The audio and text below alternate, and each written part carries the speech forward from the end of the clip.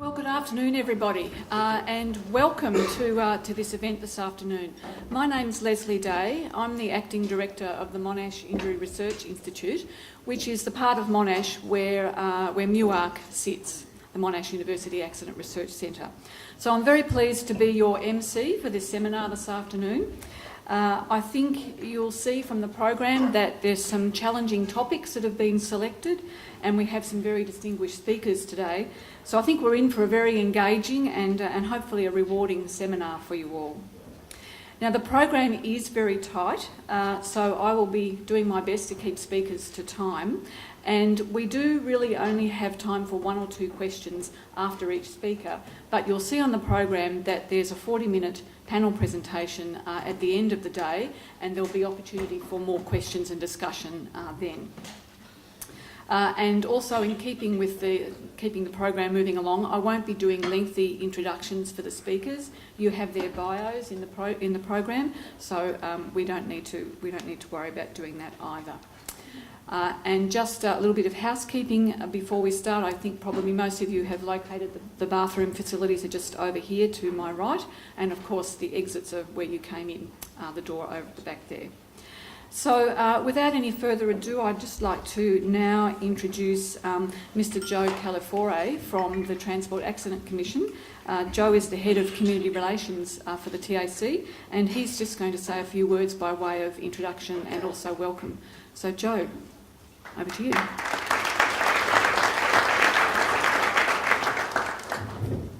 Thanks very much, Leslie, and a very warm welcome to everyone here today on behalf of the Transport Accident Commission. In particular, a warm welcome to our guests from overseas, from the University of Michigan and Virginia Tech, and also to our Swedish graduates that are in the room today, which is absolutely just terrific to have you part of today's session. I'm a big believer in being short and sharp at events such as this, and I really just wanted to make two comments. In road safety, it's about the collective effort, and it's about sharing the insight, and it's about pushing each other, and that is what is just so exciting about this particular project.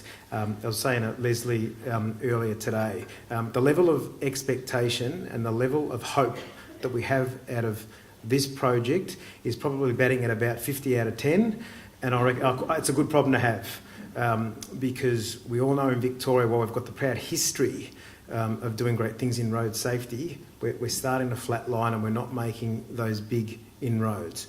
And everyone in this room I know will know that, but how do you make the next push and how do you make the next leap? So often in the job that I have, people will say to me, why don't the politicians do this, or why doesn't your board do this and that? And while that's easy to say, what we need is to build the evidence base, and it's got to be so compelling and so consistent that you force people to act. And that's very much what I see this project about, that collective intellectual firepower and passion in this room. I know it's bad form to single people out, but if I could just break that rule for one moment and single out Michael Neuensteed of the TAC and Mr. Fitzharris, who I know have just sort of put their heart and soul into this project to get it to this point today, and just acknowledge their terrific efforts. I have absolutely no doubt that the work that is going to come out of this project, and as we go forward in the next couple of years, is going to be a big reason as to why we're going to make the next leap in trauma reduction. So with those short words, thank you, and I really look forward to the day.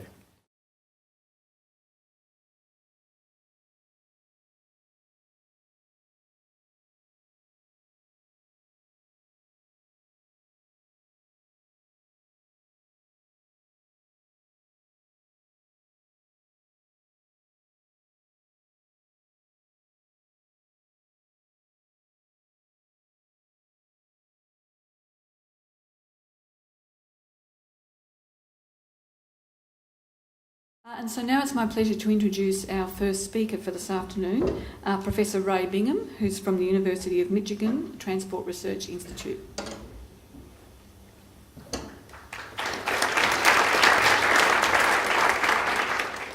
Okay, it's good to be here today. It's good to not be talking on the first day I'm in the country like I did last year. That was a little bit difficult, a little bit more human this time. I wanted to start out today by acknowledging my research team. Without their efforts, none of this would be happening. I also want to acknowledge the Centers for Disease Control and Prevention, the National Center for Injury Prevention and Control, for funding this research. So we all know that teens' crash risk is extremely high. All novice drivers have a very high crash risk, but it's especially the case with the youngest. In the United States, year after year, and for quite a few years now, motor vehicle crashes have been the leading cause of death for teens. And as I understand, it's either the first or the second here in Australia. So it's a big public health concern, something that many of us have spent a lot of our careers trying to address effectively. And the pattern that we see is very much like this one. These are data from Nova Scotia, Canada.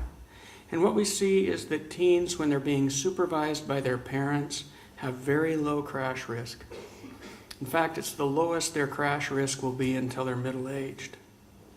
But as soon as they get their independent license, or what you call a provisional license here, their crash risk skyrockets.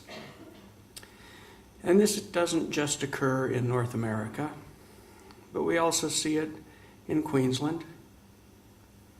And many of you will recognize this slide. We see the same thing here in Victoria. I've seen data from Israel. It looks the same. I've seen data from many other countries. Same problem. So the question is, how do we keep teens safe, or young novice drivers safe, while they learn to drive? Well, one of the things that we've put into place quite a few years now, and Australia was a leader in this, is graduated licensing systems. And the principles of these systems are very simple. Basically, extend the training period so it lasts a longer time, provide a safer learning environment for the novice drivers to begin driving in, and over time, as they increase their skill, gradually increase their exposure to riskier driving conditions.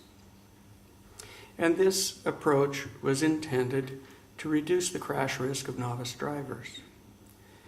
Here in Victoria and here in Australia generally, you have a 3-level license process. You have the L's, which is a learner license during which novice drivers are required to drive only when they have the supervision of an experienced driver. And then you've got 2 stages of provisional license where they drive with certain restrictions on when and where they can drive. You're all more familiar with this than I am, so I won't go into more detail than that. But what we know about graduated licensing systems, both here in Australia, in New Zealand, in Canada, and in the US, is that they are effective. They're one of the most effective things we've been able to do to improve teen driving safety.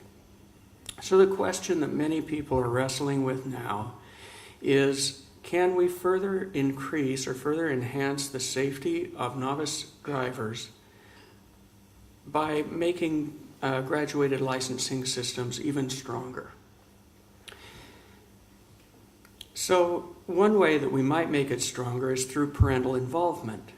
Graduated licensing systems, by their very nature, tend to involve parents more anyway. But we know when we look at the research that when parents are involved with their children, alcohol use is less, onset of tobacco use and level of tobacco use is less or delayed.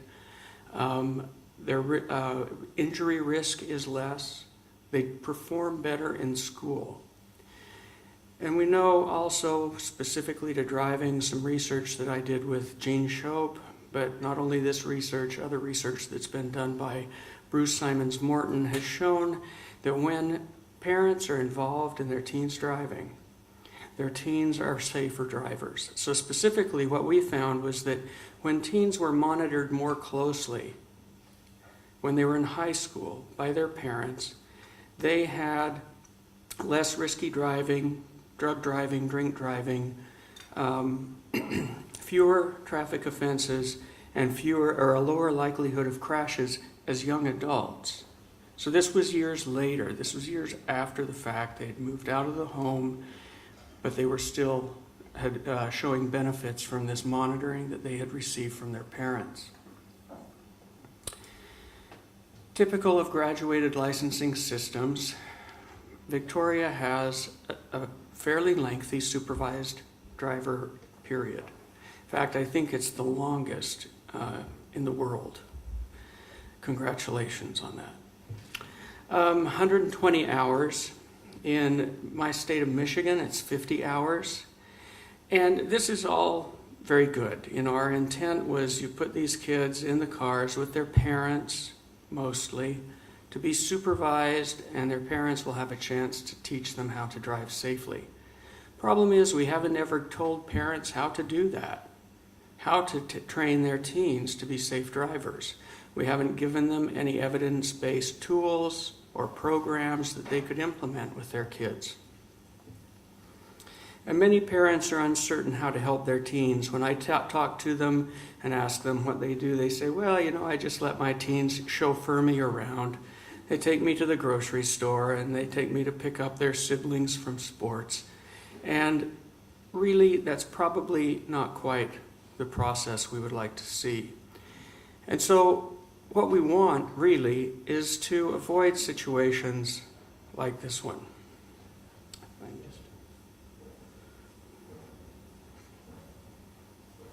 Got a green arrow.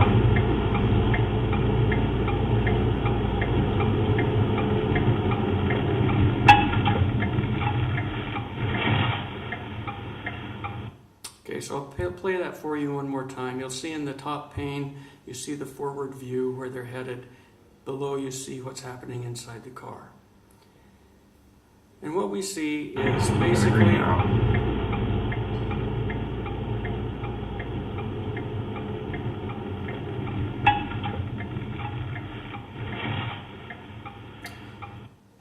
So what's not good about this? Well, there's absolutely no communication going on between the father and his son. In fact, as you can see, he ends up just giving his son a dirty look because he stopped rather hard. What we want to do is enable parents to do better than this, okay? So the objective of this study that I'm going to tell you about today was to develop a parent coaching guide that would help parents to supervise their teens driving and to, while they're doing that, train them to be safer drivers, to actually train them in specific skills that are critical to safety. And we've developed this program, and now we've implemented it, it's in the field, and we're in the process of evaluating it. And so I'll just tell you a little bit about that. First of all, the development phase, went through 3 stages. In the first stage, we convened 11 expert scientists and conducted a modified Delphi process with them. And our intent was to come to some consensus over what the most important skills were for safety for teen drivers, what the best training might be. I don't know how many of you have worked with panels of experts, but this particular one was like herding cats on crack. We got tons of good information, but absolutely no consensus. But that was fine. It was helpful. So we prepared some guides, and we gave them to 3 groups of parents. One group had teens that they were just starting to supervise. Another group was most of the way through the supervised driving period with their teens. And the third group had teens who'd had their provisional license for a short period of time. And they reviewed the guide, gave us feedback. A lot of the feedback was that we needed to be more brief, and we thought we were already being brief. And then once they had given us their feedback and we had incorporated it into a nearly final version of the guide, we gave it to 10 parents of teens who were of licensing age, who are currently being supervised in their driving. And we asked them to scribble all over the guides, write in the margins, tell us how we could improve it, what worked, what didn't work, etc. And from that, we made the final guides. The guides are based on two sets of principles. The first set of principles were taken from the research done on mastery, on the mastery of skills. And from that research, what we know is that in order to master a skill, you have to practice it in a very structured way, in a very focused way, over a long period of time, and that you should, during that time, advance from the simplest elements of that skill to the more complex. So we also wanted to help parents know how to communicate effectively with their teens, to not discourage them, to encourage them in the whole process of learning to drive. And so we used principles from coaching, and lucky for us, for about the last 12 or 15 years, there's been some pretty good research done on sports coaching and what's effective and what's not. But basically, it's a set of techniques that allows you to give critical feedback in a way that is constructive, that motivates and encourages, that avoids the appearance or threat of punishment. And one of the important elements is that you give feedback after the fact. So you have the person practice whatever skill or technique you're teaching them. They go through it once, they may go through it a couple of times, and then you give them feedback rather than talking to them while they're trying to do it, right? Because that's just distracting. So from that, we came up with these three basic principles that we reinforced in a number of ways in the guide. Start with the simplest, safest conditions.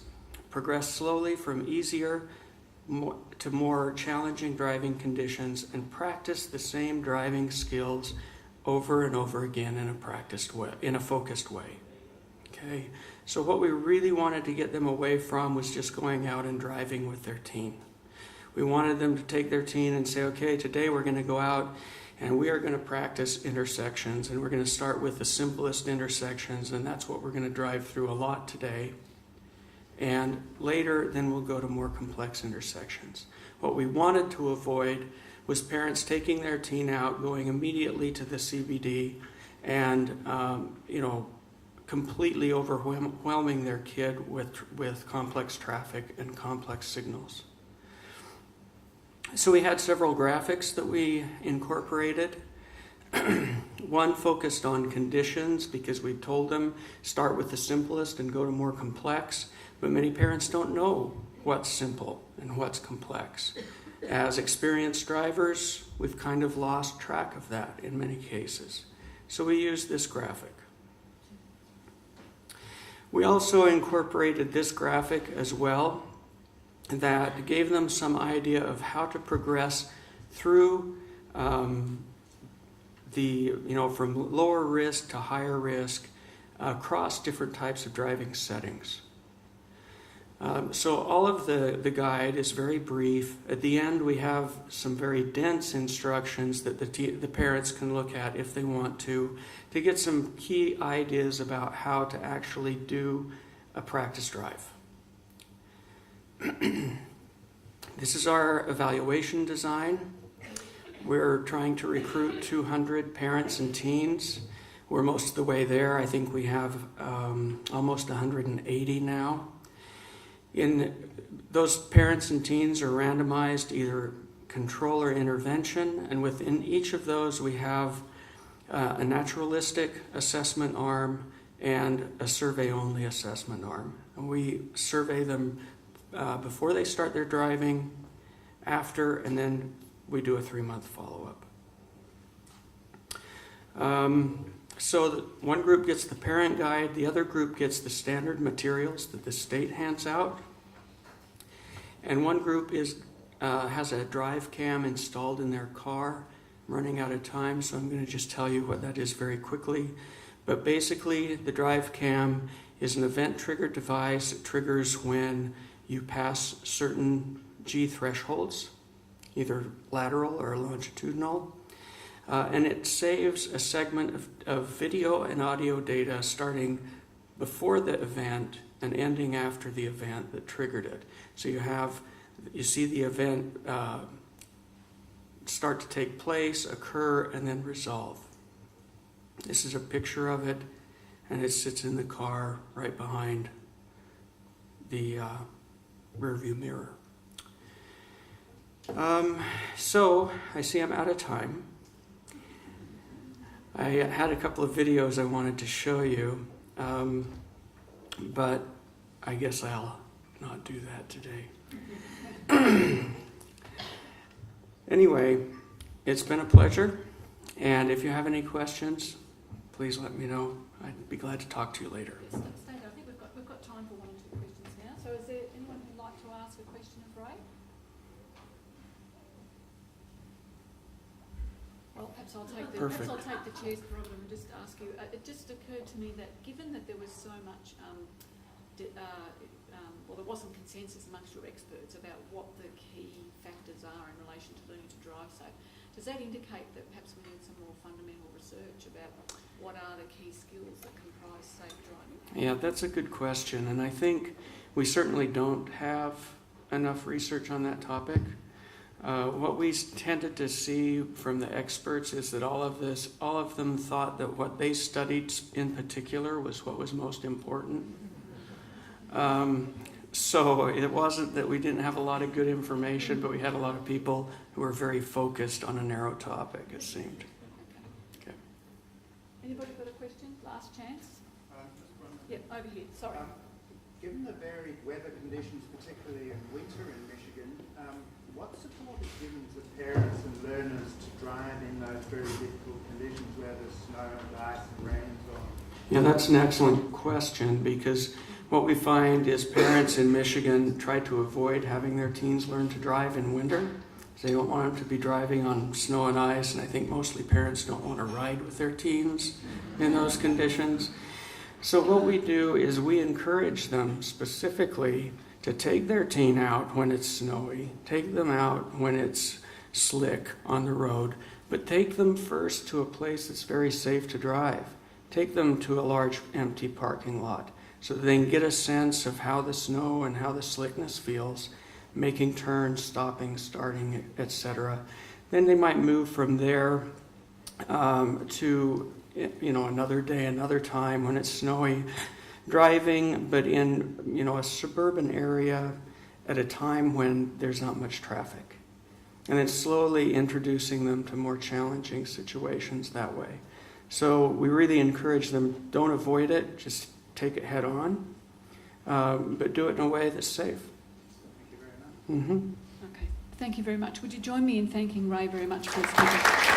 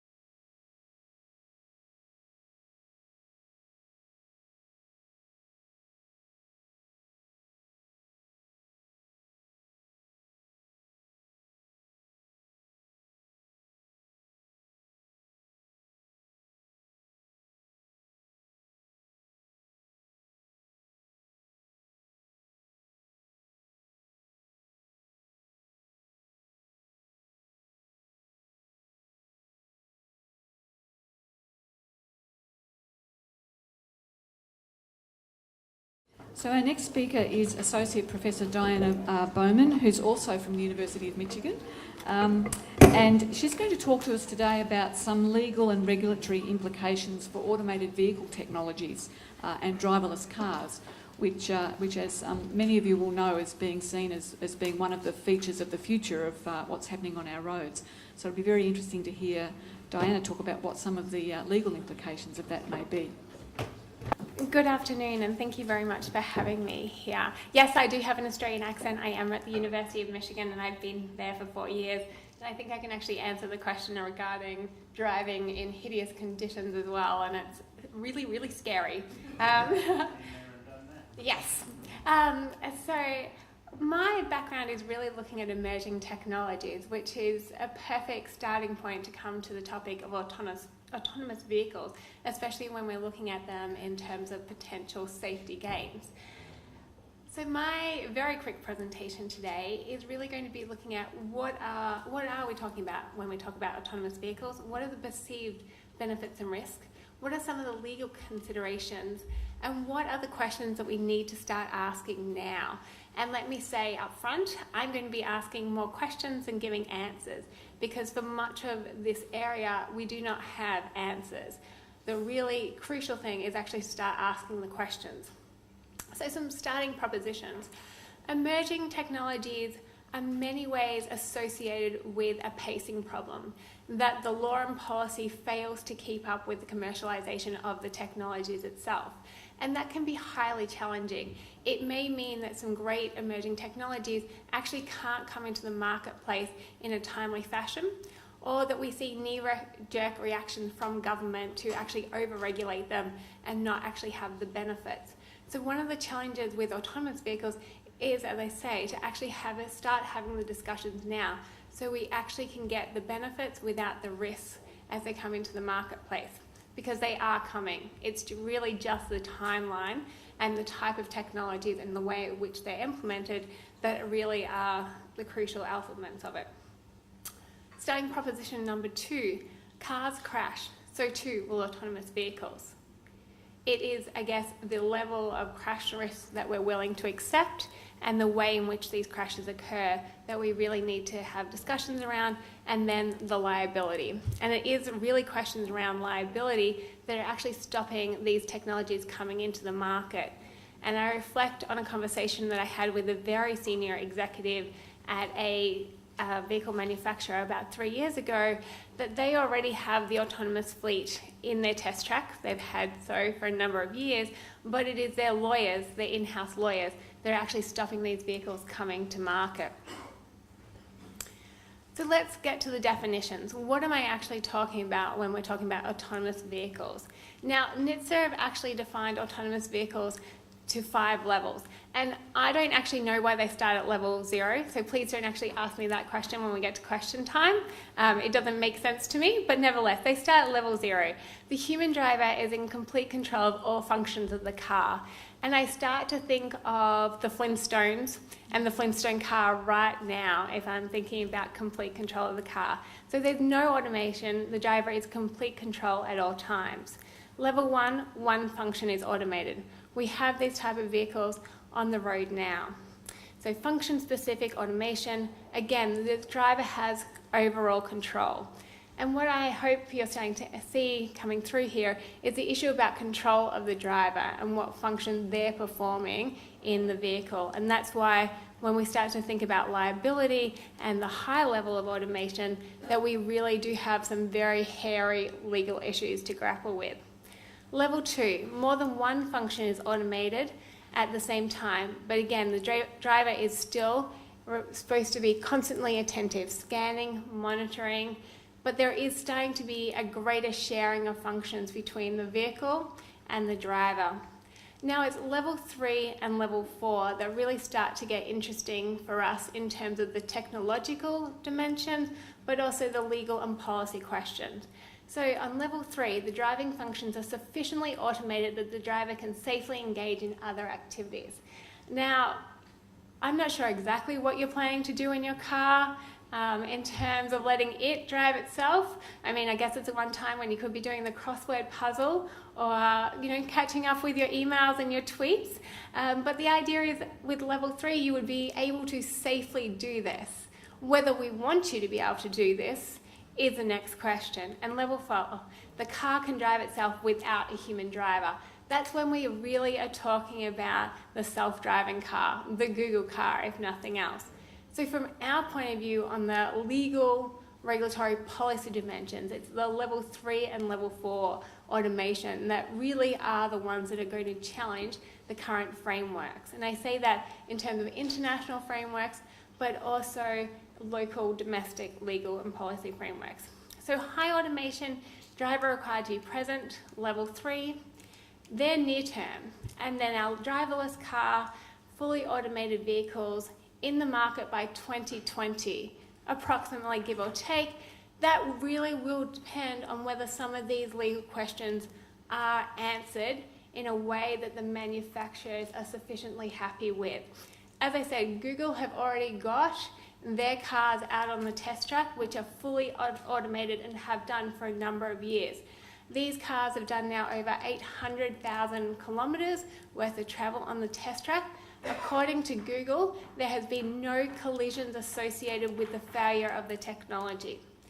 Now, as you can imagine, for these to actually be out there driving around, the technologies underpinning them are very sophisticated, and there's multitudes of technology. So everything from your sensors, your algorithms, your cameras, your radars, your ultrasonic equipment, your infrared and your GPS. And I'm sure there's quite a few more in there that Google do not let us have the information about. Obviously, there's a lot of proprietary information that are really driving, literally, these cars. This is one example of a fully autonomous vehicle, and then this is how they're potentially perceived going forward.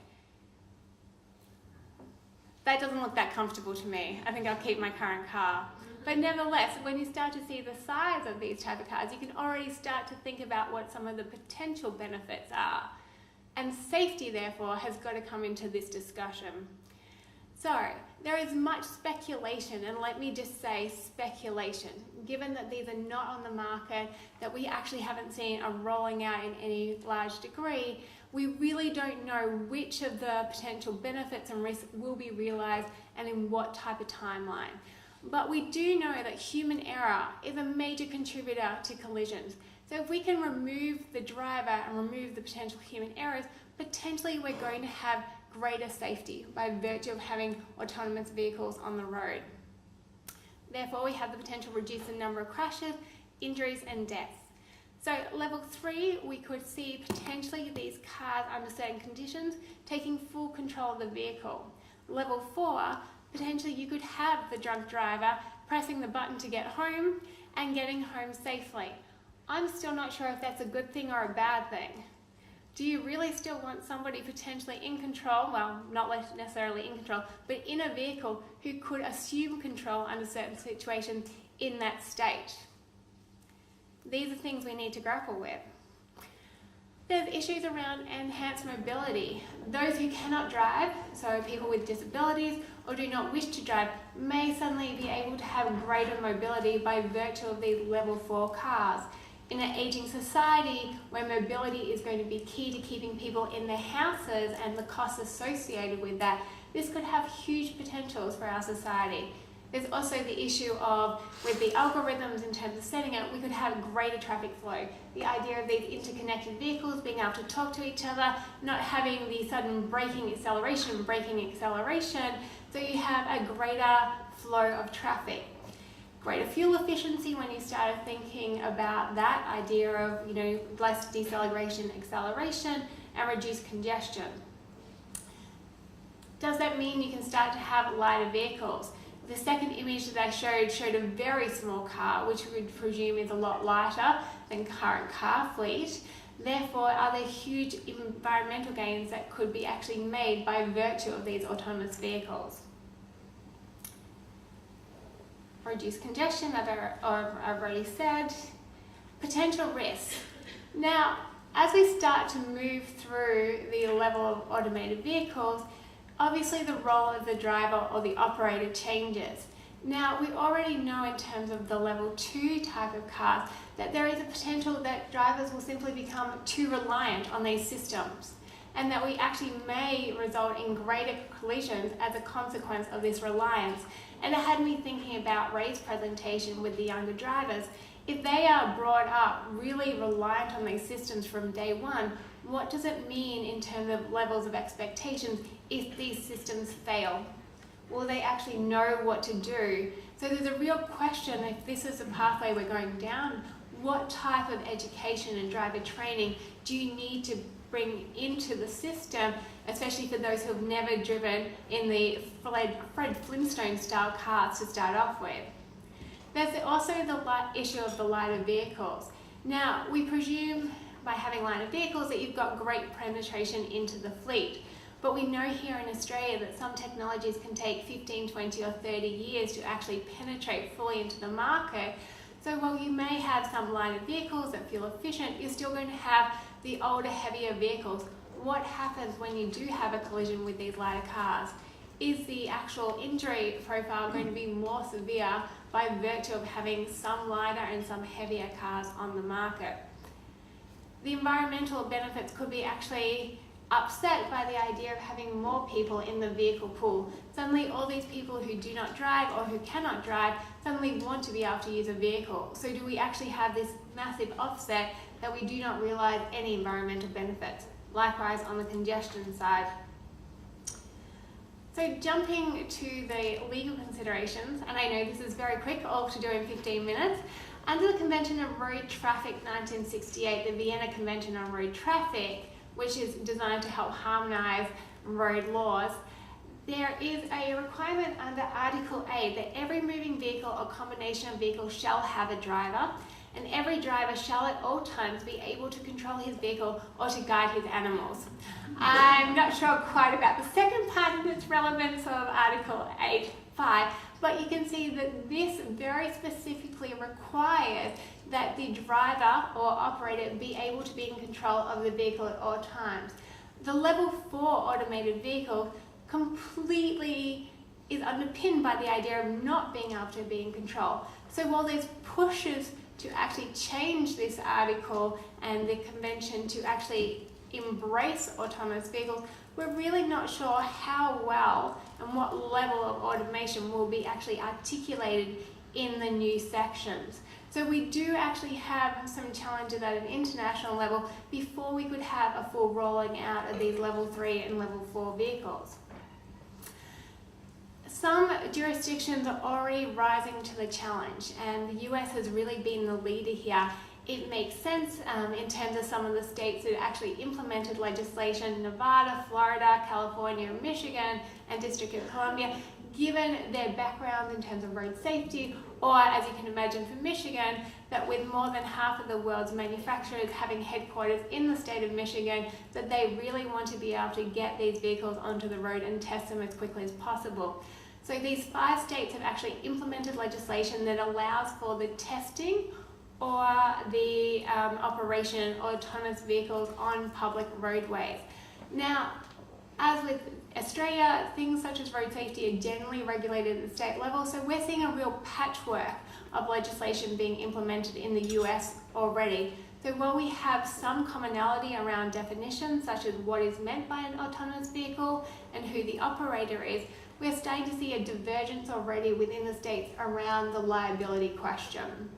And I think there, as we see 15 other states in the US discussing or pushing forward with bills in this area, we're only going to get greater variation around key issues that may or may not hold these promising technologies back. So levels of liability protection, reporting obligations, i.e. if the autonomous vehicle has been in a crash, do you need to actually report that to a specific state body, and the insurance component of it. Thank you. As I said very early on, it's this question of liability that really is key, and we do not have the answers in terms of how this is going to play out. And obviously, different levels of automation, different jurisdictions will have very different answers. But we do know that it is really the question of the manufacturer's liability that has the potential to hold back these type of technologies coming to the market. So how will liability be shifted from the driver to the manufacturer in the event of collision? What role will relative risk play in determining liability? And that's really a waiting question for the courts, and it's still, until we start to see these type of collisions and these cases coming to the courts, we can speculate all we like, but we really do not know. So there are also questions around what happens if you have a system that would have actually avoided a collision, but you have a driver or operator who decides that they should intervene And rather than avoiding the collision, by virtue of that human component, you actually have a collision. How does that mitigate the potential manufacturer's liability and put it back into the realm of the driver-operator? And what is the role of product liability here? Clearly, if the technology fails, you'll have a product liability claim, but we don't know, again, how potentially the courts may, or the legislators, start to grapple with these in terms of the equations and the weightings of all of this. So huge issues that need to be resolved. So moving forward, there's some big questions here in Australia. Should we, or the policymakers, encourage the adoption of this type of technology into our fleet? What are the potential implications of a state-by-state approach to their adoptions, especially given, obviously, the mass movement of people between different jurisdictions? What are the infrastructure requirements for these type of vehicles, especially those that have got the connected vehicle technology, which is car to car, but also car to infrastructure? If we are going to embrace autonomous vehicles, then we need to start thinking about the infrastructure investment now in order to be able to respond to the vehicles when they come into the fleet. Do we even have the proper regulatory framework to allow the rolling out of this technology, especially the level 4 vehicles? If not, then what is actually needed for their effective regulation? And I say effective purposely because we really do need to balance the potential benefits with the potential risks. Any new technology is going to have potential benefits and risks, but we need to work out how to effectively balance them. Should there be limits on who can own and operate level 4 vehicles? Especially if we look at the type of people who are suspended from driving already, do we need to think of categories of people who should not be able to own or operate an autonomous vehicle in any condition? And will uncertainties regarding potential liability delay the commercialisation of level 4 vehicles either in the US or Europe or in Australia? And if so, what is the cost? What are the trade-offs that we'll be actually dealing with? So on that note, this is my level 0 automated car. And the real question is, what would George Jensen drive? He did have a flying car. I'm pretty sure it was a level 3 autonomous vehicle, but I think the argument could be made that it could be a level 4 autonomous vehicle as well. Thank you very much.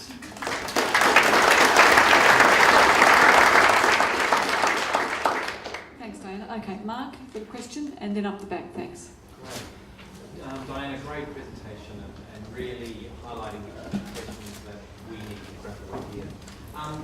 You talk a lot about the operator and the transfer of liability to the manufacturer, but you do allude to the whole idea that this operates in a system, and the system is going to require, you mentioned the infrastructure, but it's also going to require sensitivities around global positioning and a whole array of infrastructure that's owned and operated by government. Yes. And so liability is going to have, the elements associated with that if this fails.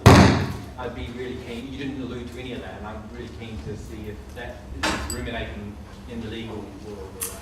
It's interesting. So the question really goes to what is the potential liability of the public sector government in regards to the provision of the infrastructure that will support especially the level 4 autonomous vehicles. And it's a really important point, and I think potentially that's where the idea of failure of the technology really could come into play. And it is something that those in either the academic world or the legal world really haven't even begun to grapple with. And where the discussion has been driven, it has been by the insurance industry and generally the reinsurance of the automobile manufacturers. And I think it's part of the discussion that we need to have, given that if you have a failure of the infrastructure technology, you will have, I would think, the potential for quite a severe collision. Catastrophic. Absolutely. And if you can imagine the Monash freeway, I don't want to pick on that, but nevertheless, we know that it is a car park at many times of the day. But if you have a fail in that type of environment, the human, the social, and the economic costs would be huge, and that would probably fall in terms of with the public sector. So they themselves are going to have to think about the liability regimes in terms of strict liability or types of caps or things like that. And without that general overarching support and in terms of the balancing act, then it will not work. Okay, thanks. And just up the back, if you could stand up, please, and just perhaps tell us your name as well. Yes, John Lambert. You're following the promoter's line of argument by saying most crashes involve human factor problems. What they conveniently forget is that 99.9999% of trips are undertaken without a crash. So given that the rate of crash is so low, it doesn't take much unreliability in the sensor, hardware, software, memory, the whole automated technology to have a crash rate of the order we already have with our current drivers. And that seems to be largely ignored by the promoters. It's a bit like the fact that we now have ABS mandated for heavy vehicles in Australia. We first have no snow. It's going to cause more people to die, but it's the promoters of the technology who have won. And I'm worried that this automatic... Google says they haven't had any crashes caused by their technology, but they've had 2 crashes. And that's a very high crash rate, for whatever reason. And so, have you looked into that as a major issue? So my response to you is, I think it goes to the broader question, is we need to have the discussion of if this is the type of technology that we want on the roads in the first place, as opposed to just presuming that we will have it. So we are, I guess, at a point in time where that discussion can be had, and I think we have to look at, as you say, all of the evidence before us before making decisions about what technologies we invest in or what type of vehicles more generally. And an informed decision or an informed debate is really going to be crucial here. Okay. Thank you.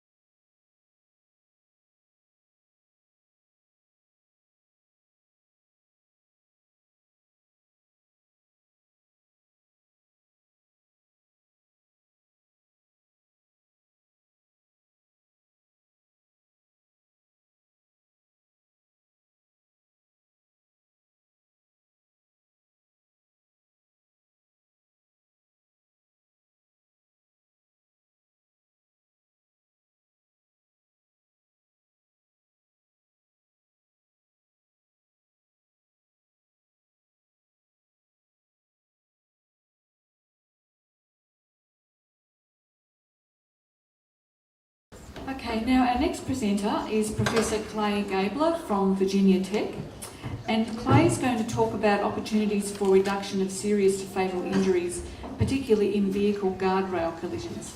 Thanks very much, Clay. Yeah, thank you very much. This afternoon, I'd like to share with you some of the research that we're doing at Virginia Tech on the outcomes of vehicle-to-guardrail collisions. Let me get oriented here. So in the U.S. and in Australia, there are many different designs for guardrail. I've shown 3 of these. These are from the U.S., some cases that we've looked at. The first one is what's called W-beam guardrail because of the cross-section. I don't know if you can see this really well. This is, there are different designs of this. This is what's called a strong post design because it has a big thick post. This is a 3-strand cable. I guess it's called, oftentimes it's called wire rope. This is mounted in the median of highways to prevent cross-median crashes. And this is W-beam guardrail again, a different design. This is what's called a weak post design because it has small posts and is designed to deform readily. So lots of different design differences, but the thing they have in common is their function is to keep drivers that inadvertently leave the road, get them back onto the road, and hopefully prevent them from striking really nasty things that are on the other side of the road. This is a mountainous road in North Carolina where we actually did a case investigation for motorcycles. There's a huge drop-off there into trees. This is, of course, I mentioned this is for cross-median crashes, very violent, high-energy crashes. I can't probably see it really well here, but there's a big slope drop-off here, which is a rollover hazard. So that's the idea. Now, these systems, they're designed for people to crash into them. We don't want that to happen, but that's what happens. And so one of the things that designers, both highway designers as well as barrier designers, think about is they want to make sure that they minimize the risk of any serious injury in these crashes. So to do that, these systems are extensively crash tested. This is an example of one. In the US, we use what's called the NCHRP 350 test procedure. It's been recently upgraded to something called MASH. I think it's a better acronym, right? So they had to upgrade it for that reason. And it has stricter requirements. But some interesting pieces to this. It's frontal crashes only, and I'm going to come back to these points here. It's cars and light trucks. You'll hear me talk about light trucks a lot, so SUVs, pickups, and also maybe minivans. And a few heavy vehicles. This is a typical configuration. They collide. These are fascinating tests to watch. I was in San Antonio last month and saw a bunch of these. But 100 kph at sort of a small angle. But despite all these tests, in the U.S. we still have well over 450 guardrail fatalities each year. So you look at that number, and that's a big number. You wonder, well, what can you do to reduce that toll? What are the priorities for countermeasures? And that's what I want to look at here. So my approach is to look at 3 U.S. national databases. Some of you all may have used these. I'll just give you a quick little teeny one sentence on each one of these. The first is FARS, which is a U.S. census of all fatalities. We looked at a large range of years, 91 to 2012. GES is a sample of all police-reported crashes, everything from property damage only to fatal crashes. That gives you exposure. And we looked at NAS-CDS, which is an in-depth database, much like the ECIS database that's being developed in this project here that lets you get at serious injuries and the real nitty-gritty of what's happening in crashes. I looked at all cases where the most harmful event was a guardrail crash. And the first research question I had was, you kind of wonder, are some vehicles maybe more prevalent, more prone to having fatal crashes? So that's the first thing I looked at. And, probably like all of us here that do research, I was a little cocky and thought I knew the answer. I thought it was, certainly cars will be, most of the fatals will be cars because there's more of them. Second will be light trucks, and then everything else will just be in the noise. Well, I did the numbers, and I was completely wrong. So this is what I found. This is actually, I've done this with 2012 data. The thing that's interesting, so the blue bars here are percent of registered vehicles, the yellow are percent of fatalities, and look at this guy over here. I just couldn't believe this when I saw this. In the United States, nearly half of all fatal guardrail crashes, they're not cars or trucks, they're motorcyclists. I was just stunned, especially considering the fact that they're only 3% of the registered vehicles. They're only about 1% of the crashes. So, wow, I completely rethink this. In fact, I thought I made a mistake. So what I do when I see these sorts of things, I like to look at sort of chronologically how these might have developed. And so I went back and I plotted a long series of data from 91 to 2012. Broke it out by different vehicle types. The red is cars, the blue is motorcycles, the green is light trucks and vans. You'll see this acronym a lot on my slides. It's light trucks and vans, SUVs, that kind of thing. This graph tells a couple of really interesting stories. One is if you look back to 91, there's this really nice progressive decline in guardrail fatalities from car occupants. Probably due to a couple of reasons. The U.S., we've greatly increased belt use rate. We're now well over 90%, but it wasn't that high in the early 90s, so that's a plus. Airbags were introduced in the mid-90s, and frankly, there have just been better barrier designs as well. So that's all worked out well for us. But the other thing happening during that same period of time was, if you look at the blue line, the motorcycles, those have been increasing over time. In fact, in 2004, we hit a milestone. For this first time in our history, motorcycle fatalities and guardrail crashes exceeded all other vehicle types. So just really amazing to see this, especially when you think back to how they test these. Did they test motorcycles? No, they don't test motorcycles, so they're missing half the problem in these tests. So, but just going along here, so quite clearly, one of the big priorities, if you want to get to zero fatalities, and that's certainly a lofty goal, is you've got to focus on motorcycles. So these are actually two cases that we looked at. Guardrails. I'm not going to. We have a lot of studies on this. I'll just give you the sort of punchline. The problem is the posts. You hear people, you hear this is high tension cable. You hear it being cutting people in half, and we don't see it in the data. We do see post injuries, so that seems to be the common thread. But I don't drive a motorcycle. I kind of think they're cool, and maybe one day I'll have one if my wife doesn't divorce me for getting one. But they look really cool. You don't want to forget about the cars and the light truck occupants. What can we do for them? Where are those fatalities? That's still half the problem. Just to illustrate, this is a case from one of the things that we looked at. This is one of the NAS CDS cases, one of the in-depth cases. It involves a Volkswagen Passat going down a 2-lane road. I think this is in Washington State, so just absolutely beautiful country. This is a terrible crash.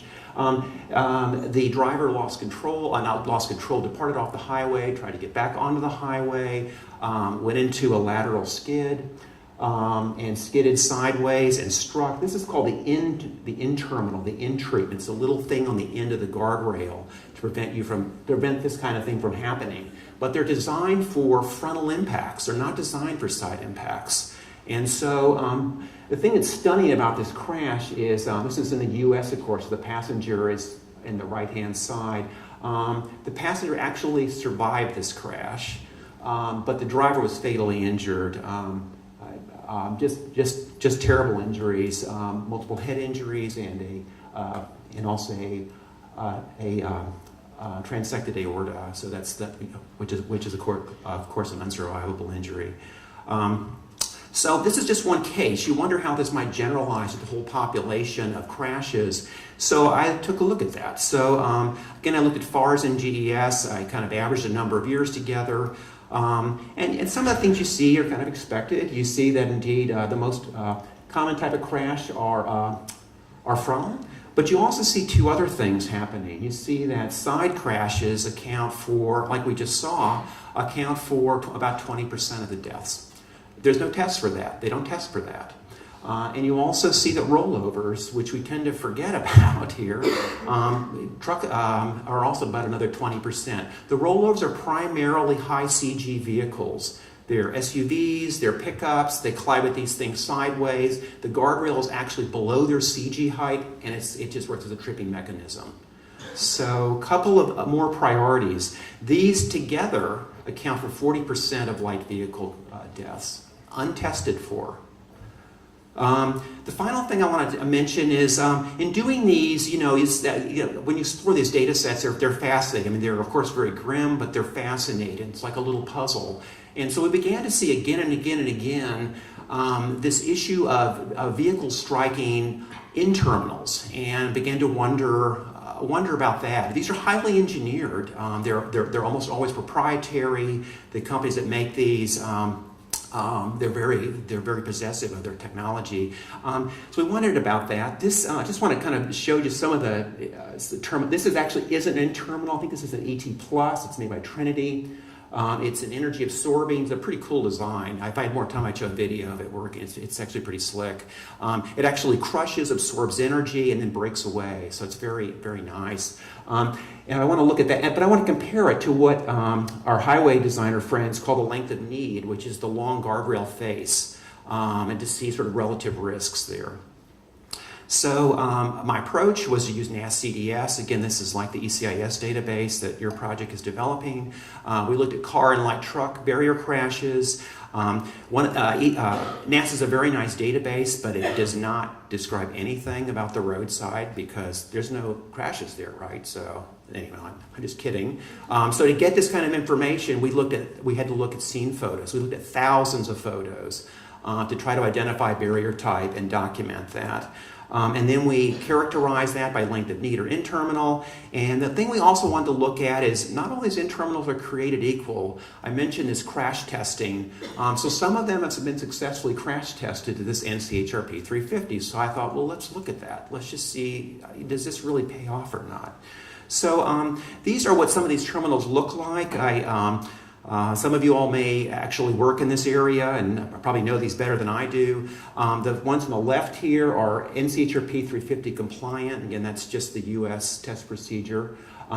They either absorb energy. There's our friend, the ET Plus again. This is another design here. They both crush and absorb energy. This is an SRT 350, which actually breaks away and doesn't spear. These are non-compliant designs that you see all over the place in the United States. So these are, they're generally blunt-ended. They're just, if you hit this going in, if your car strikes us either front or the side, there's a good chance of spearing through your car.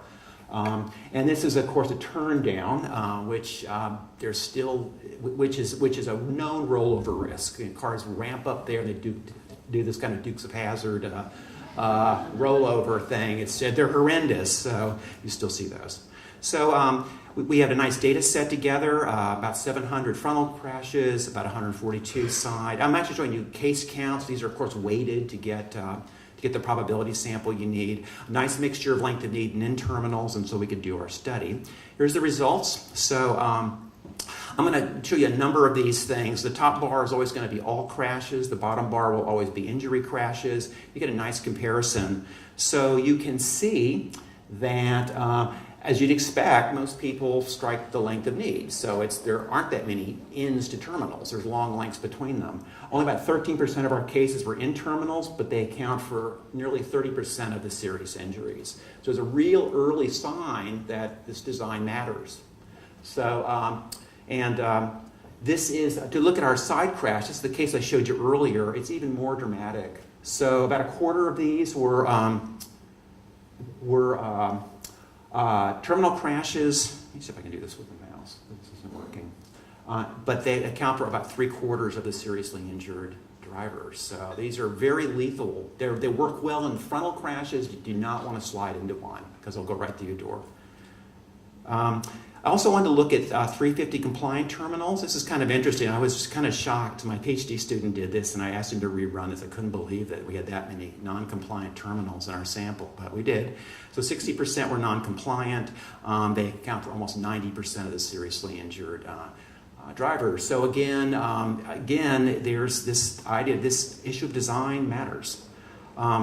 So just to wrap up, there are these are the priorities. If I had to make a laundry list, some of these things are doable, some are very expensive, but clearly there aren't many motorcyclists out there. But if they hit these barrier systems, it's lethal. So nearly half of these deaths are guardrail are for motorcyclists. Together, side impacts and rollovers account for 40% of car and light truck fatalities. And wow, just a big priority is, I don't know, I haven't driven around that much in Victoria, but if you have non-compliant terminals, that's got to be a priority to get them out, because they have, at least in the US, they have a really bad track record. There's countermeasures. We know what to do on a lot of these things. Motorcycles, the US is way behind the rest of the world in providing motorcycle protection. There is none, except there's a little tiny piece in one of the states. You can provide motorcycle barrier underride protection, so you keep the riders out of the posts. Side impacts, the hope is that when we get more ESC-equipped vehicles out on the highways, that'll prevent loss of control. But as several speakers have mentioned here, it takes a long time to do that. And these are very dangerous crashes. So I think there's an opportunity to look at, for smart designers to come up with improved designs that work well in side crashes, because clearly there's a need. For rollovers, again, these are primarily high CG vehicles, SUVs, pickup trucks. In the U.S., several states in the United States are now moving to, when they put a new barrier, to replace it with higher barrier. So the idea is to get the barrier up above the height of the CG of the truck. So again, doable. And then with in-terminals, to replace in-terminals with ones that are compliant. These are the two U.S. procedures, 350 and MASH, and this is the European procedure, EN 1317. And finally, from a sort of a policy point of view, I think it's important. I always wonder how we get to this point, and not to blame the test procedure designers, but you know, if you look at how they test these, they work really well in the areas that they're tested. They work well in frontal crashes. They work pretty well for car and light trucks in a frontal crash. But we know, if you look at this data, they miss half the problem. So more than half the problem. Maybe it's time to start thinking about adding to these procedures, adding motorcycle tests. There are some proposed motorcycle tests that EN 1317, which I think is admirable that they've done that. I have issues with how they did the test, but it's admirable to do that. And think about side impacts. And so I'd just like to thank, just like to thank my sponsor, Transportation Research Board of the National Academies of Science in the United States, and my two PhD students, Allison Danielle and Nick Johnson, who did absolutely all of this work. So I just get to come to a really beautiful city and present it, and they're at home in the snow. It's actually snowing at home, and they're probably muttering nasty things under their breath about me. So, and I'll take any questions. So.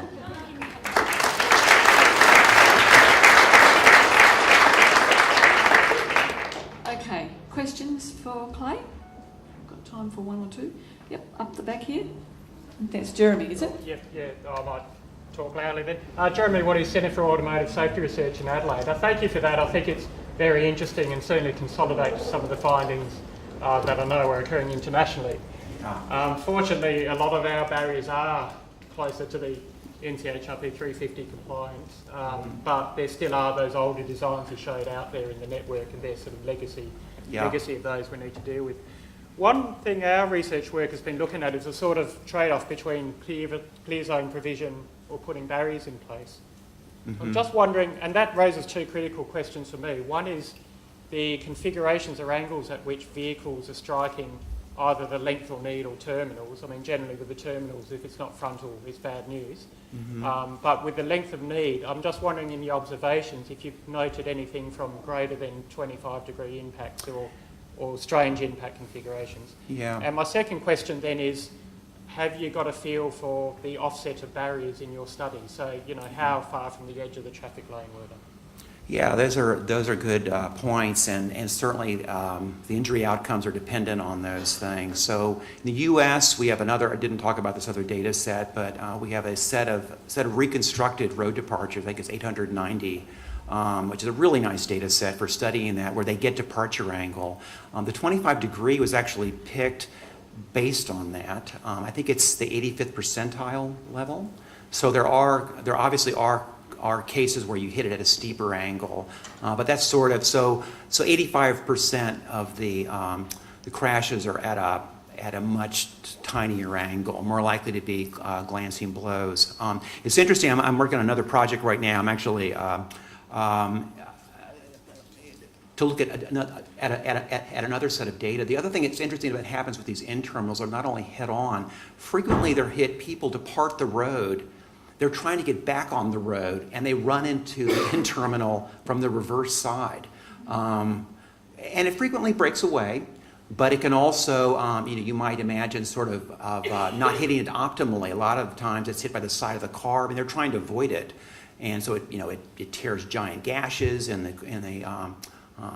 those. But I think in general they have a good. I don't want anyone to think that I think that these should be taken out because they serve a fantastic safety function.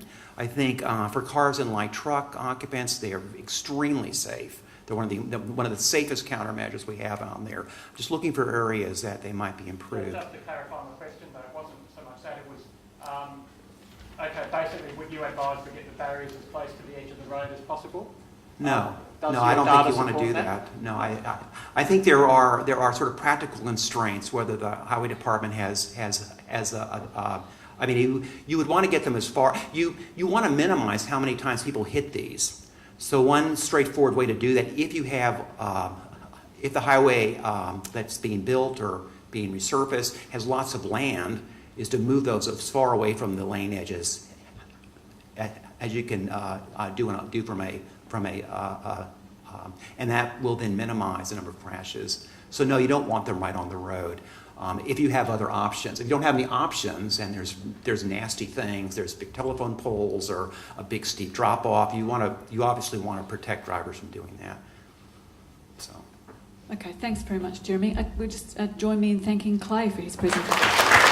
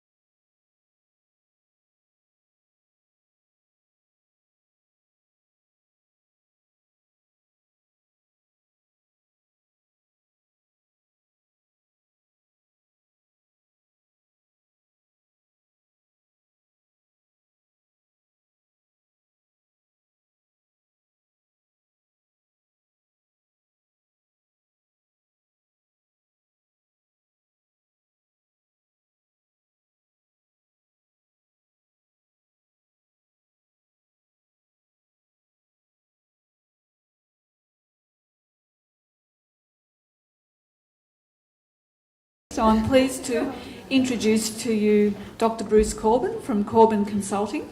And Bruce is going to talk about how we can take some of the findings from the research that we're currently doing in the ECIS study and apply them to developing the safe system that is really the underpinning for our road safety strategy here in Victoria. So over to you, Bruce. Thank you, Leslie, and good afternoon, everybody. I wanted to talk about particularly the Safe System Road Infrastructure Program, which is a major initiative of the Transport Accident Commission in terms of funding and being done together with VicRoads in particular to deliver much safer infrastructure across Victoria. But before I actually talk in some detail about that, I guess I'd like to just highlight this particular study, the Enhanced Crash Investigation Study. I think is a really good example of the sort of thing that MUARC was set up to do back in 1987, is to undertake scientifically sound, practical research that can then inform the practitioners in a way that actually makes a large-scale difference. And I guess in mentioning that, I want to acknowledge a couple of our former MUARC directors. In fact, Peter Volken, the founding director of MUARC, is with us here today, and alongside him, Ian Johnston, who was a director, and both of those people have been, I think, outstanding in driving the transition of the research to practice. And between those two people, Professor Klaus Tingvall was also a director at MUARC for almost 3 years, and I think with our Swedish visitors here today, I think it's important that they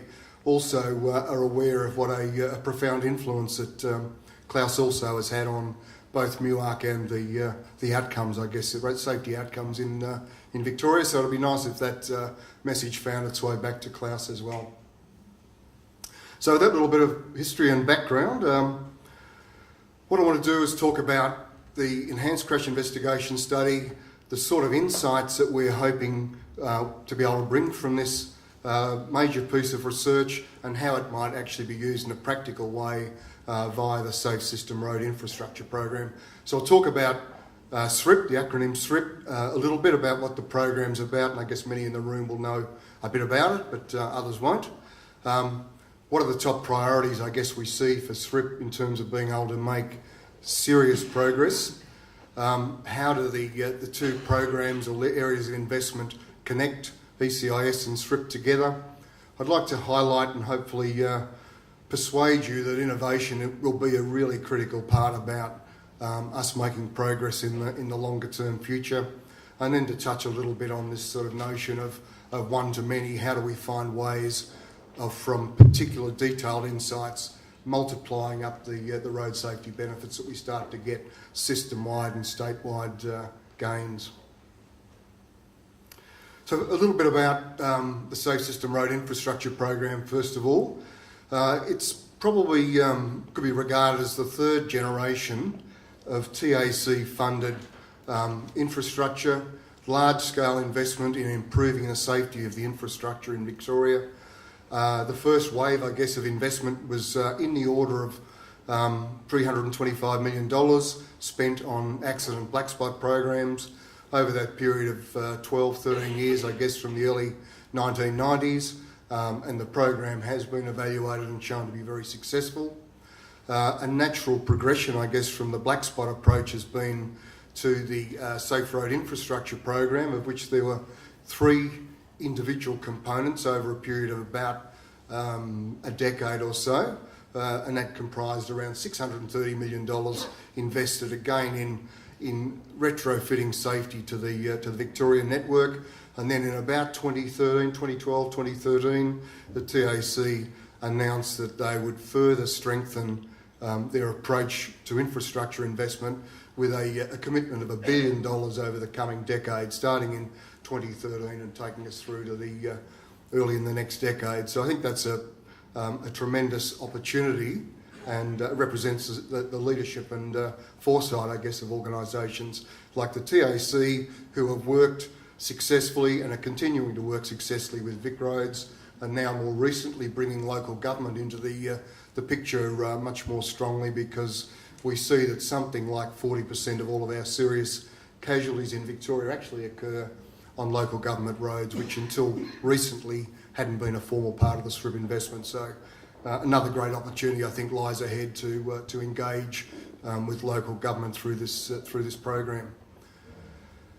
It's also led through this $1 billion investment to, I think, a strengthening of commitment in a number of areas through SRIP. Firstly, to the safe system philosophy and principles, which is really the driving philosophy for the SRIP investment. We're endeavouring through the program to transition from worthwhile but less ambitious forms of investment to truly safe system kinds of designs and operation, which will endeavour to maximise serious casualty reduction as far as we can. There'll be a strong focus on key crash types, which we know account for the large chunks of serious trauma in the state.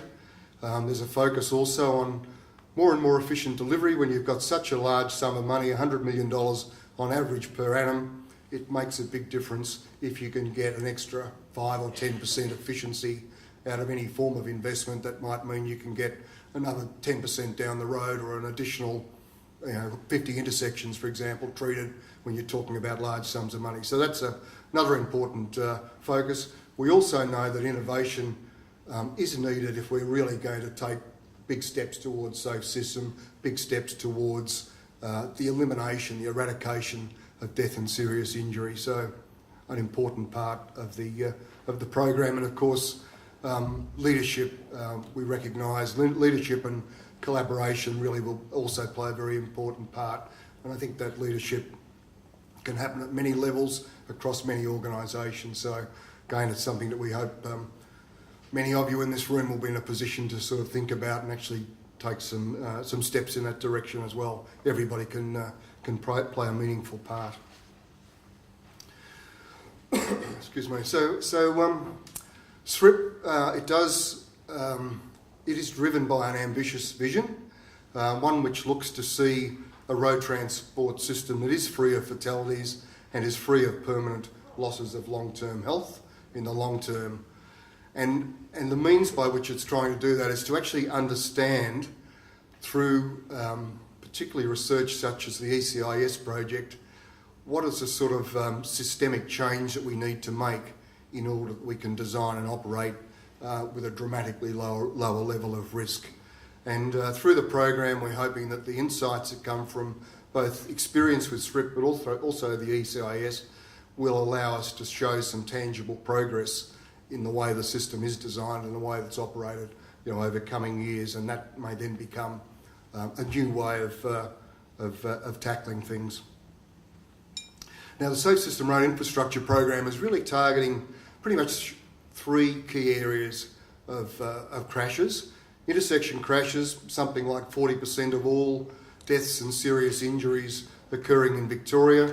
We know that a large part of that problem actually occurs at signalised intersections, which is a certain irony in itself, because we actually signalise in order to not only manage mobility but to bring about a much safer form of operation. Traffic signals themselves in 60 km/h zones are a very large part of the problem. This is the sort of research that's come out of another study, TAC, Vic Roads collaboration, which MUARC carried out looking at intersection safety. So we start to see some really large targets that we need to address if we're going to change the landscape in death and serious injury in this state. Major roads intersecting with minor roads is another major contributor to intersection crashes in urban areas, commonly on 60 km/h roads. It's rare to have a minor street and a major road having very high numbers, but the aggregate effect or the collective numbers are very high. Same thing in rural areas, particularly in the 80 and higher speed limits. Lane departures, by this we mean both head-on and run-off road type collisions, the type that Clay was talking about through the barrier type treatments. Over a third of all serious casualties in Victoria are of that type. It's both an urban problem and a rural problem. In the urban area, it's very much characterised by roadside trees and by roadside utility poles, and it's not just confined to the higher speed rural roads, but a common problem on our 60 km/h roads in particular. In rural settings, again, it's trees, it's embankments, it's drainage ditches, and it's utility poles. And we have a network in Victoria, as does, I guess, most of the other states of Australia, many thousands of kilometres of low standard rural road, which have a 100 kilometre default speed limit. So that's a major challenge as well for us to know how do we tackle that particular problem. The third area that the Safe System Road Infrastructure Program aims to tackle is the more vulnerable of our road users, so pedestrians and cyclists. Something like 20% of all serious casualties, about 12% pedestrians, around 8% cyclists. The problem, as you would anticipate, is largely urban in nature. It's particularly concentrated in metropolitan Melbourne and some of the larger population centres. We see, and it's not new, but we're seeing an increasing involvement of ageing pedestrians, particularly among the fatalities, really getting up to very large proportions. So that's an aspect that we need to really turn our minds to and think about how we can address that. CBD environments and also major on-road cycling routes for bicyclists seem to be challenges and priorities as well for investment.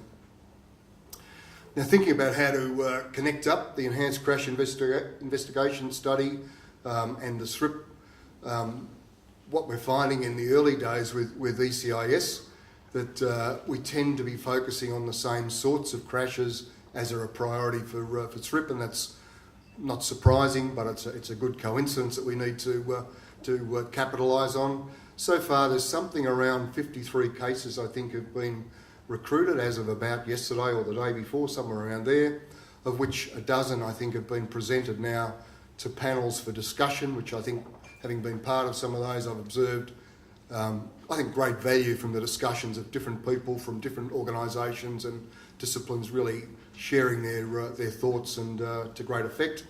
Intersections around 5 cases, run-off road about 4 and head-on about 3. In the future with ECIS, and Michael, you may, if there's any questions about this, be better placed, of course, to answer these, but we think the pedestrians might be brought into the study a little bit down the track, and hopefully there'll be something like a 5-case trial proposed. Cyclists, again, once the methods are established, there might be possibilities to introduce them as well. And in the case of motorcyclists, I think you'll be drawing on the results of other fairly current research to see what we can learn in the way of insights there. Now, one of the things that's sort of emerging both from the ECIS panel discussions, but also from some of the other work that I've been involved in and others, is that you find that there are so many unique circumstances that lead to a particular serious crash, but the outcome is invariably very much the same for certain crash types. And the challenge, I think, is that how do we design the system so that we can actually accommodate the inevitable human errors without having to actually come up with a countermeasure for all of the individual circumstances that we find. And maybe just to give a quick example of some of the red light running cases that we've seen of late. I think one involved the possibility of a stolen vehicle, another somebody applying hand cream on approach to the signals, and another a person who had a seizure while at traffic lights. So we're getting this, it's still early days, but we're getting this very diverse range of circumstances. So the only efficient or effective way forward is to think about solutions that can capture all of that diversity and bring risk to a much lower level.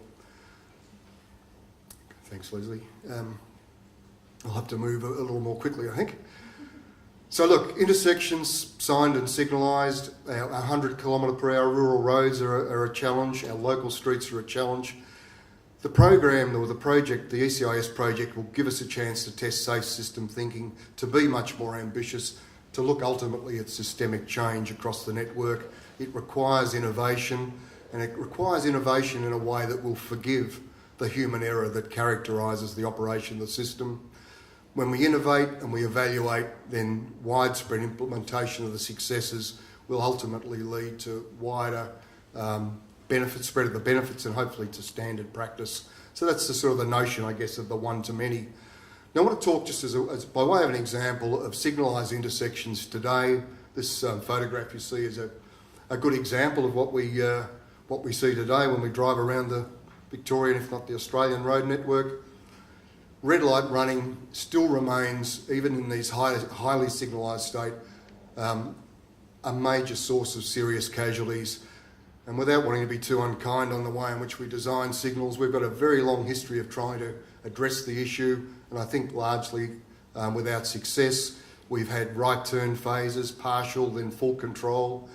We extend the all red period. We put in more conspicuous traffic signal displays, high mounted signals. We coordinate signals. We have intelligent detection, red light cameras with speed cameras, warning signals, and then signing and other ways of sort of alerting people to pedestrians to, stop here on the red signal, red arrow, etc. We still have, despite all of these efforts over a prolonged period, an ongoing problem. Now I just want to perhaps give some acknowledgement to the innovation of people at the Vic Road Southwest region, where you can see in this image of a design that's currently under construction, a new signalised intersection funded by SRIP to try and bring about through these raised platforms more moderate speeds as vehicles run through the traffic signals. They've been used very successfully in the Netherlands, and we're now looking to see if we can't use them with success here. So by way of wrap up, I guess the one-to-many concept, every crash is unique, yet the outcomes endlessly repeat themselves. So we have a challenge of trying to draw out of the ECIS investigations, detailed understanding, in-depth understanding of what factors contribute to crashes and to injury risk, then to be able to sort of build up that knowledge from individual cases into a more strategic level, develop the solutions that are affordable, that are generic, and that can be practically applied. And we have, through the Safe System Road Infrastructure Program, a funding source that supports innovation and that supports the delivery on a big scale. So terrific opportunities through that. We need a forgiving system. That will be vital to success. And once we get that kind of approach happening, I think on a more widespread scale, then we'll start to see some systemic changes and some much greater benefits across the system. Thank you, Leslie.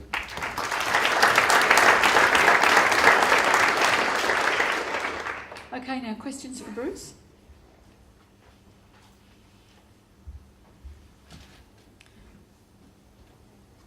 I'll have to think quickly, Bruce. I'm interested in your comment about that you're saying that every crash is unique. I mean, do you think that that's necessarily true? I mean, I think there are some groups of crashes that are very similar, but I guess what you're saying is perhaps the circumstances leading up to the crashes might be unique. So in your example there, what people were doing was different, but the initiating factor, that is running through the red light, was common to all of those. So I guess that's what you're getting at with that. That is, and I think when you actually look in detail at a lot of the crashes, you find every human has a slightly different story, or sometimes a very different story, but the fact is, in the particular examples I'm talking about, they run a red light and the consequences are the same if somebody happens to be, in their path as they're going through. So it's kind of, I guess my point is to not try and get too hung up by solving individual microscopic problems, but rather we need to see, a systemic sort of approach to that kind of human behaviour. And so, do you think that the practice of doing the panel presentations, which are based on individual crashes, do you think that needs to be modified in any way? Do we need to change our approach to that in order to get at what you're saying here? No, look, I think the panels sessions that I've been to so far, I think have been excellent. I think the engagement and the insights that have come out from that have been really good, and so you don't want to interfere at all with that. But I just think we need to also be mindful that we've got to kind of, through the course of the project, build up the picture so we see it as a system-wide view rather than always individual cases. Okay. Other questions for Bruce? No? Okay, then it just remains to thank you very much, Bruce, for your presentation.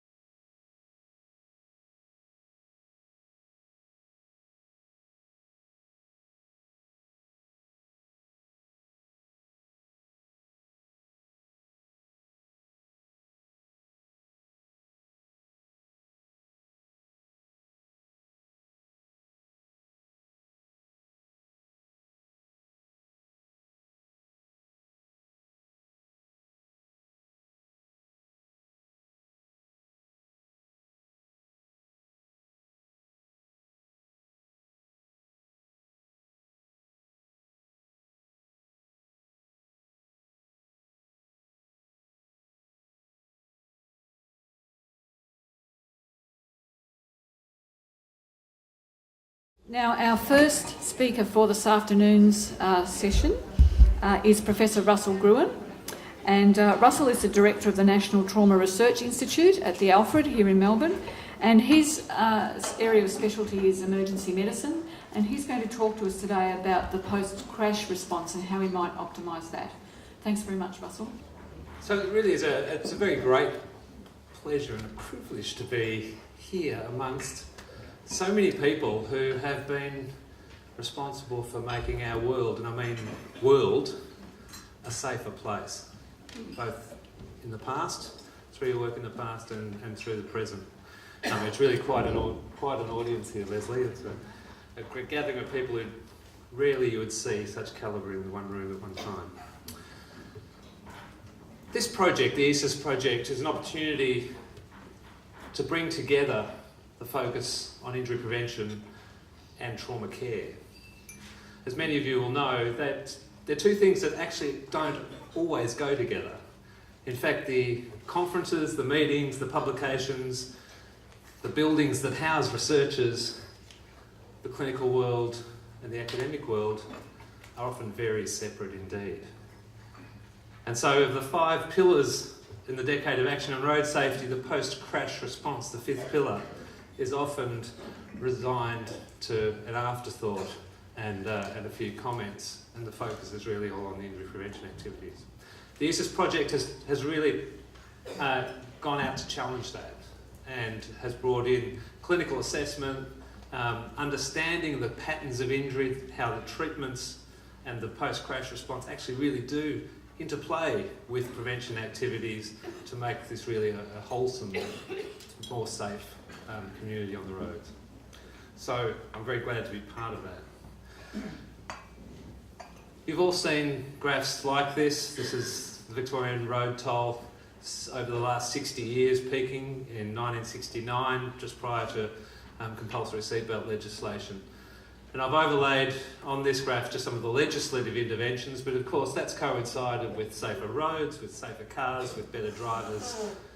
And in 2001, the implementation of a state trauma system for Victoria, which has become really the preeminent regionalised trauma system in the world.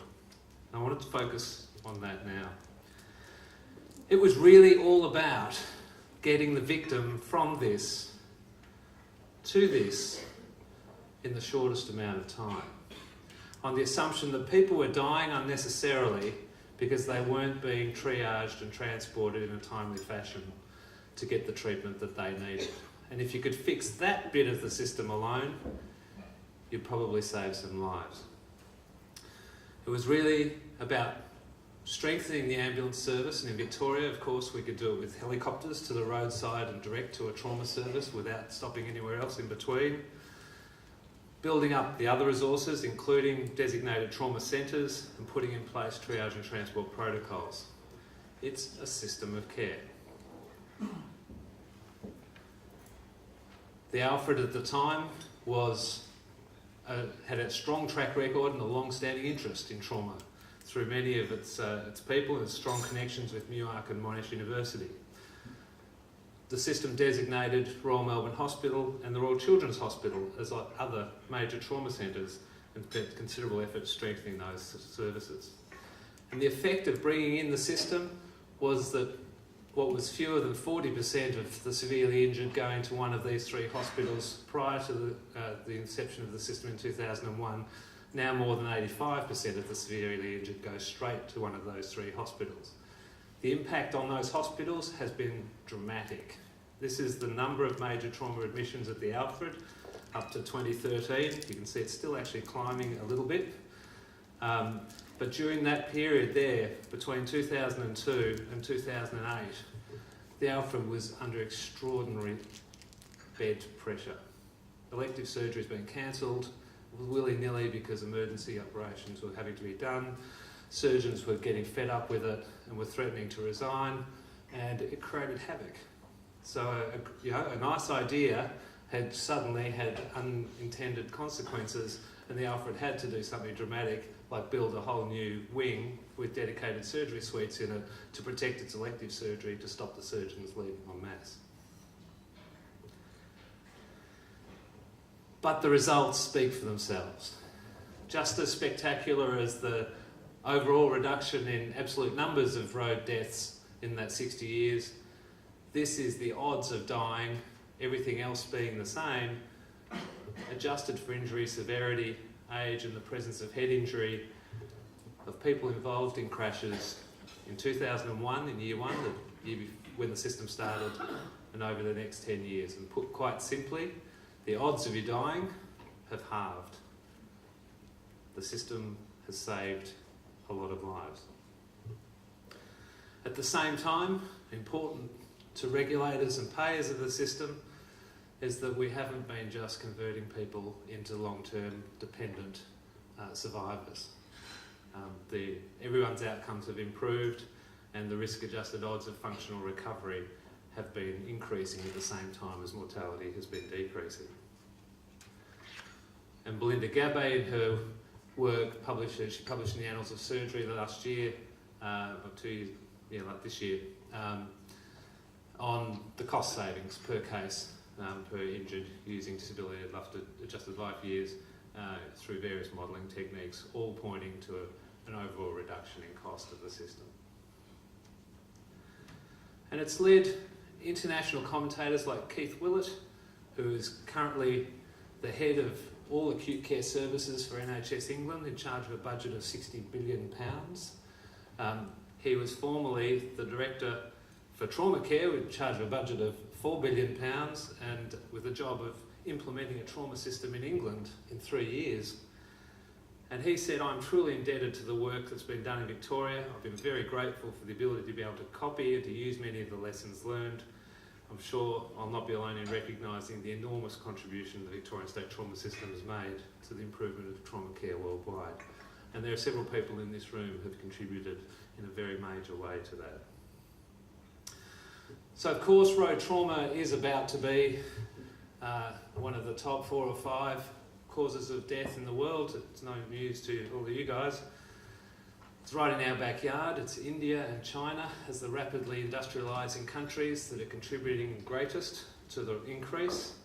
And so we are a focus of visits on an almost, well, certainly a monthly basis, quite often, from senior government officials from countries all over the world to learn more about the trauma system in this state and how it's managed to achieve the results that have now been perpetrated more widely. In 2011, we hosted a conference to try and celebrate the 10 years of the VSTS, to learn some of the lessons and to try and document them. And we've turned that project into publication of a book on the Victorian State Trauma System, which should be available later this year. I just want to give you sort of the key lessons learned out of that book to start with, and then with an eye to the future. It was no accident that Victoria was able to develop such a successful system. And if you compare Victoria to the other places that are interested in it, like India, like China, it is a completely different place. The first thing is that road trauma, road injury, has been recognised by the people of Victoria as a public policy problem, right, dating back to the 60s and 70s. We'll talk about the impact of that in a minute. The second is that there was a system in place that could finance the changes necessary to make early trauma care possible. And the third was the spark, the ignition, that got everybody galvanised around something that could change and to make the actual change happen. So, obviously the TAC has been very much integral and central to the first 2 of those things. And we're all familiar with all of these sorts of things in our daily lives. It just permeates all of our society that road trauma safety messages are there all the time. But of course it does date back to 1970, when in November 24th, 1970, the Sun ran this campaign, Declare War on 1034. And this is what was meant to be 1034 school children in Mildura lying on a road to show what 1034 people actually looked like, but they ran out of kids. So I think it's actually 975 kids in that photo. They couldn't find any more in Mildura. But the Sun ran what is perhaps the most successful newspaper campaign ever around this. That's the way it's been described, in launching the media's presence to establish a public perception which ultimately led to legislative action. And of course Victoria's been a leader in road safety legislation ever since. The other thing that sort of thing does is it not just gets the idea of road trauma firmly in the public's mind, but after you see the graph and the legislative interventions and the decline in deaths, policymakers actually get emboldened that they can make legislative change which actually makes a difference. No more nervousness and tinkering around, we can actually do things which make a difference. And so that's been important in actually getting the state trauma system changes through in the last 15 years now. The second thing, the TAC model. Look, this is, I mean, again, this is commonplace to us, but in America, during the 90s, over 100 trauma centres closed because they became financially non-viable. And they did so because they didn't have a system in place that could pay for the patients could guarantee payment and allow them to treat the patients up front. And you go to India, you go to China, and hospitals just simply will turn seriously injured patients away because they can't pay for the care. And there's no system in place that allows them to do that. Trauma demands immediacy, demands that you don't ask the question, can you afford to pay, and give me the money up front. The TAC provided that system. It also provided a system which could fund the changes to the healthcare system necessary to be able to do it. And then the spark of life was provided very much by the work of this man. This man here, Frank McDermott, is well known to, I'm sure, many of you, but he conducted what was and still is the largest preventable death panel review ever done. And through the 90s, a committee of people met in Victoria to examine every road trauma fatality, looking for opportunities where that could have been prevented. And they consistently came up with the finding that about a third of all road deaths could have been prevented had the patient got better health care. And it was at every step, pre-hospital, early hospital management, in the ICU, in the theatres. And it was consistent. There was little change in his reports between 1992 and 98 and beyond. And it was a message that people didn't want to hear, especially when it was put forth in the press, like the Sunday Age running a double-page spread.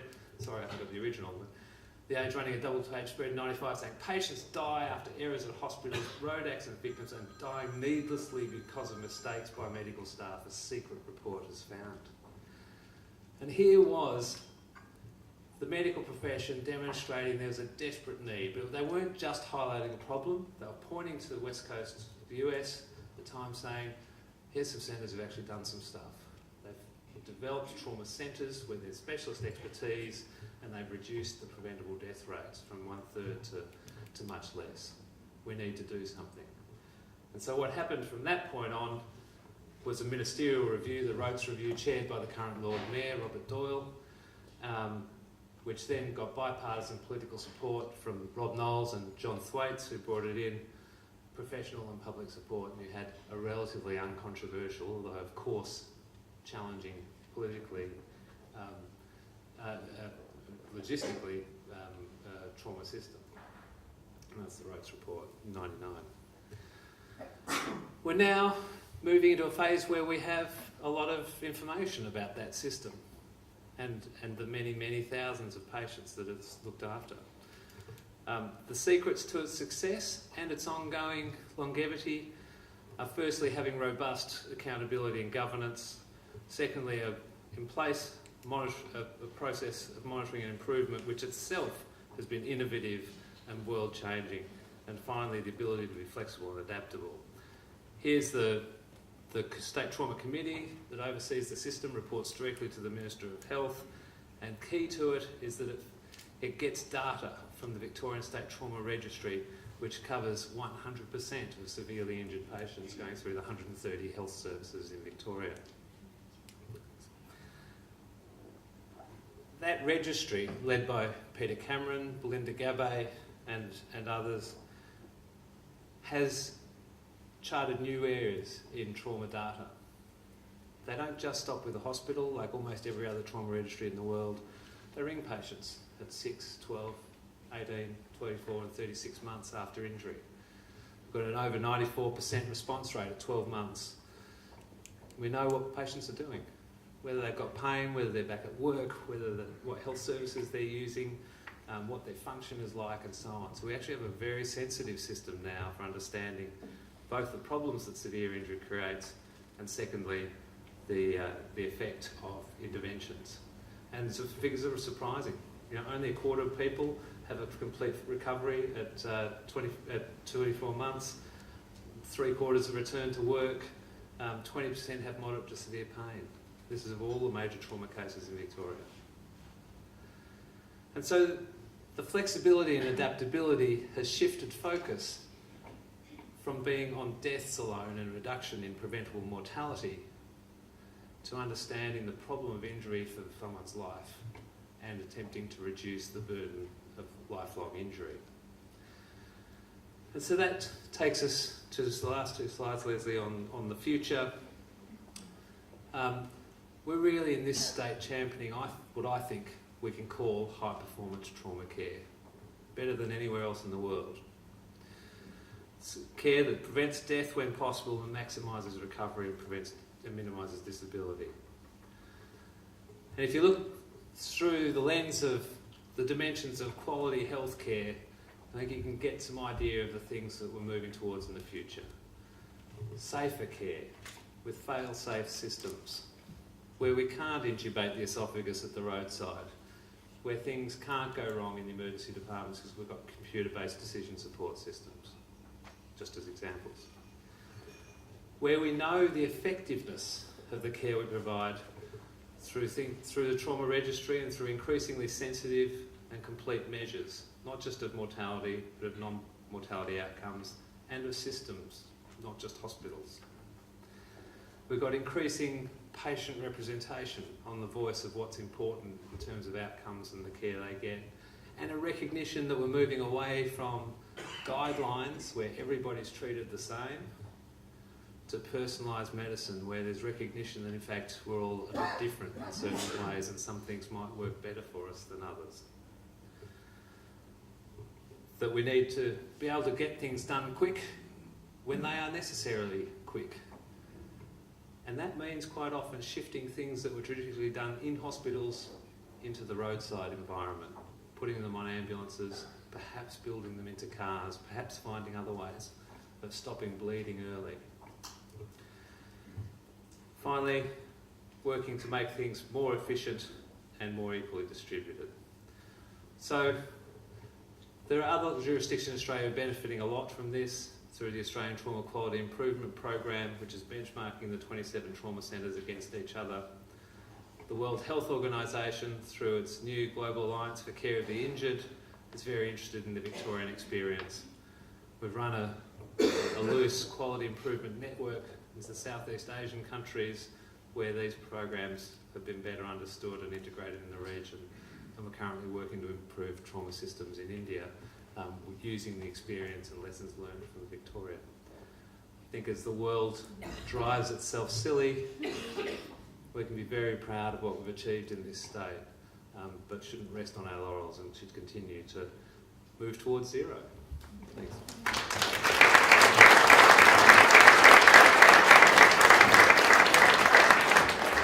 I think we've probably got time for one question. Does anyone have a question for Russell? Russ, I thought I noticed perhaps a bit of a plateauing in the improvement in trauma care in the earlier graphs that you showed, and I just wondered whether you've got any comment about, you know, what the potential might be, because there has been a dramatic improvement, and I'm just wondering whether we're at the point now where further improvements will be, you know, small and gradual, or whether there's potential for more dramatic improvements with improvements in care. Yeah, look, that's a really important question because a lot of the momentum is gained by the road toll continuing to decline. And, you know, when we have more deaths last year than the year before, everyone starts to think, oh shit, the wheels are falling off, everything's falling apart. and that's not the case. If you just think about the concept here of preventable death, these are the people who, through better management, through whatever it is, could be saved. Their life could be saved. Right? It was about 1/3. It's now less than 1 in 50. What that means is that most of the people who are dying now could not have been saved through any form of medical care. Right? Injury prevention is the only thing that has the answer to improving outcomes of people like them in the future. Because if you have the case that Clay that showed before with the transected aorta and the severe head injury, well, it doesn't matter what you do at the roadside or in a hospital or later on, that person's not going to survive. But that doesn't mean that you can't improve systems of care and demonstrate that they can be improved, and finding the ways of doing that is critical. And so that is why the focus shifting from mortality to serious injury and non-mortality outcomes is so important, because there is a perception that as we've reduced deaths, the number of serious injuries have gone up. I don't personally believe that is the case, but I don't have any good data to refute that, and I think we need that data. So one of the things that we've been talking about, Sam particularly, is whether alongside the road toll there should be a serious injury toll, which actually gives that measure.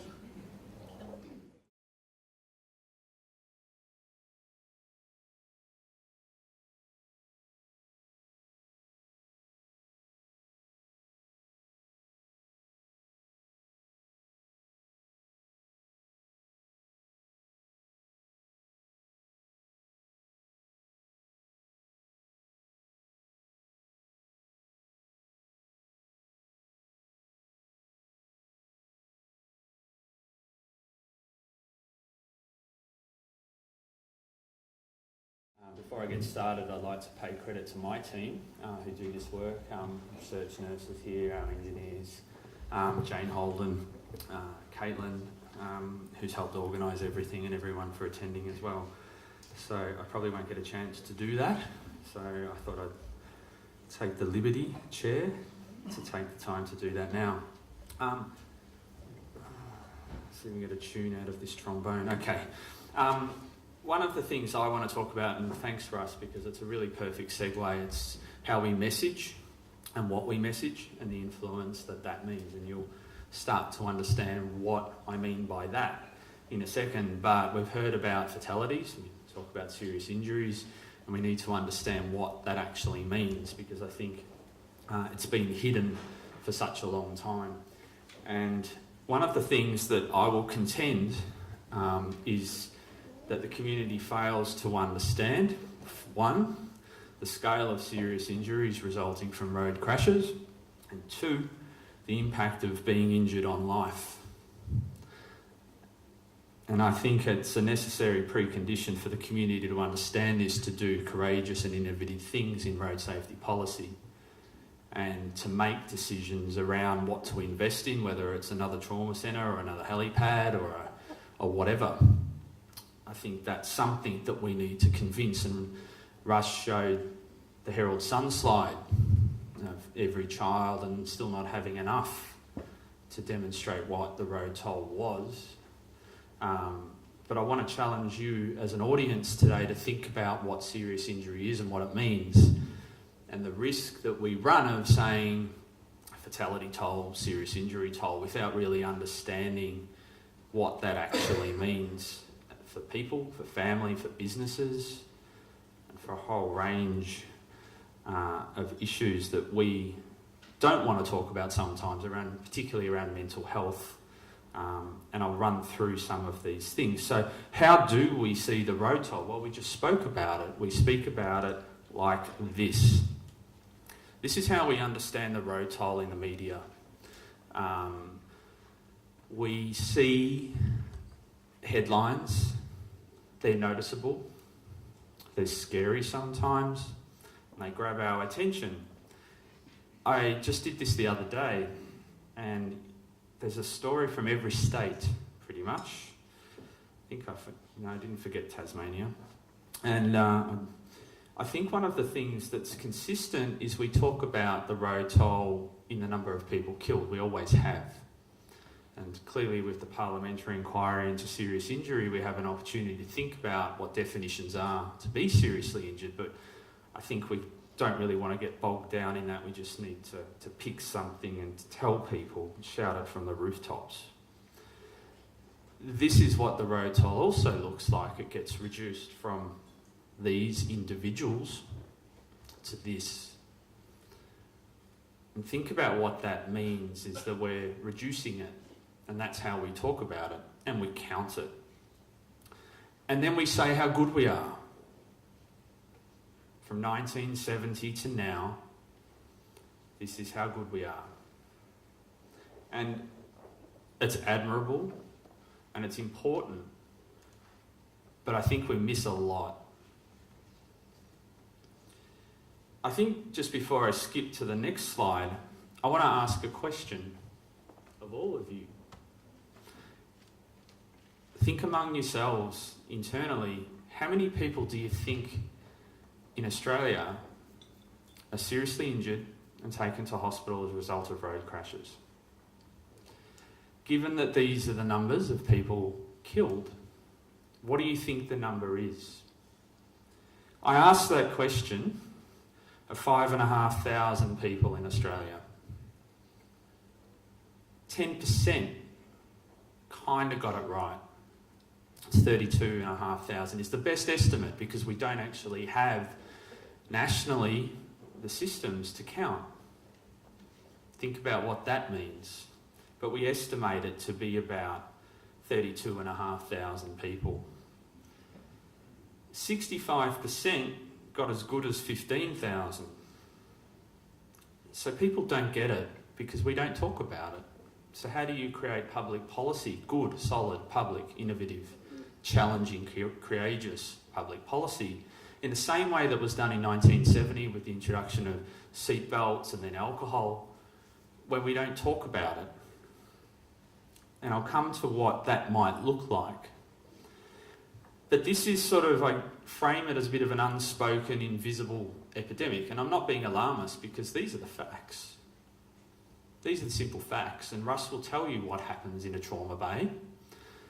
And when I did my PhD at the Alfred, I can tell you what I saw when talking to people who've been injured and their families and hearing people crying. It's not good. But when we reduce it to a fatality number, it's final, it's definite, and then we move on as a society. And it's something we need to address. The scale of serious injuries is this in terms of Victoria. These are TAC 1 year, up to over $1 billion in medical and life and care costs to provide care for injured people on an annual basis now. It's an extraordinary dollar amount just in basic provisions, loss of earnings, rehab, all that stuff.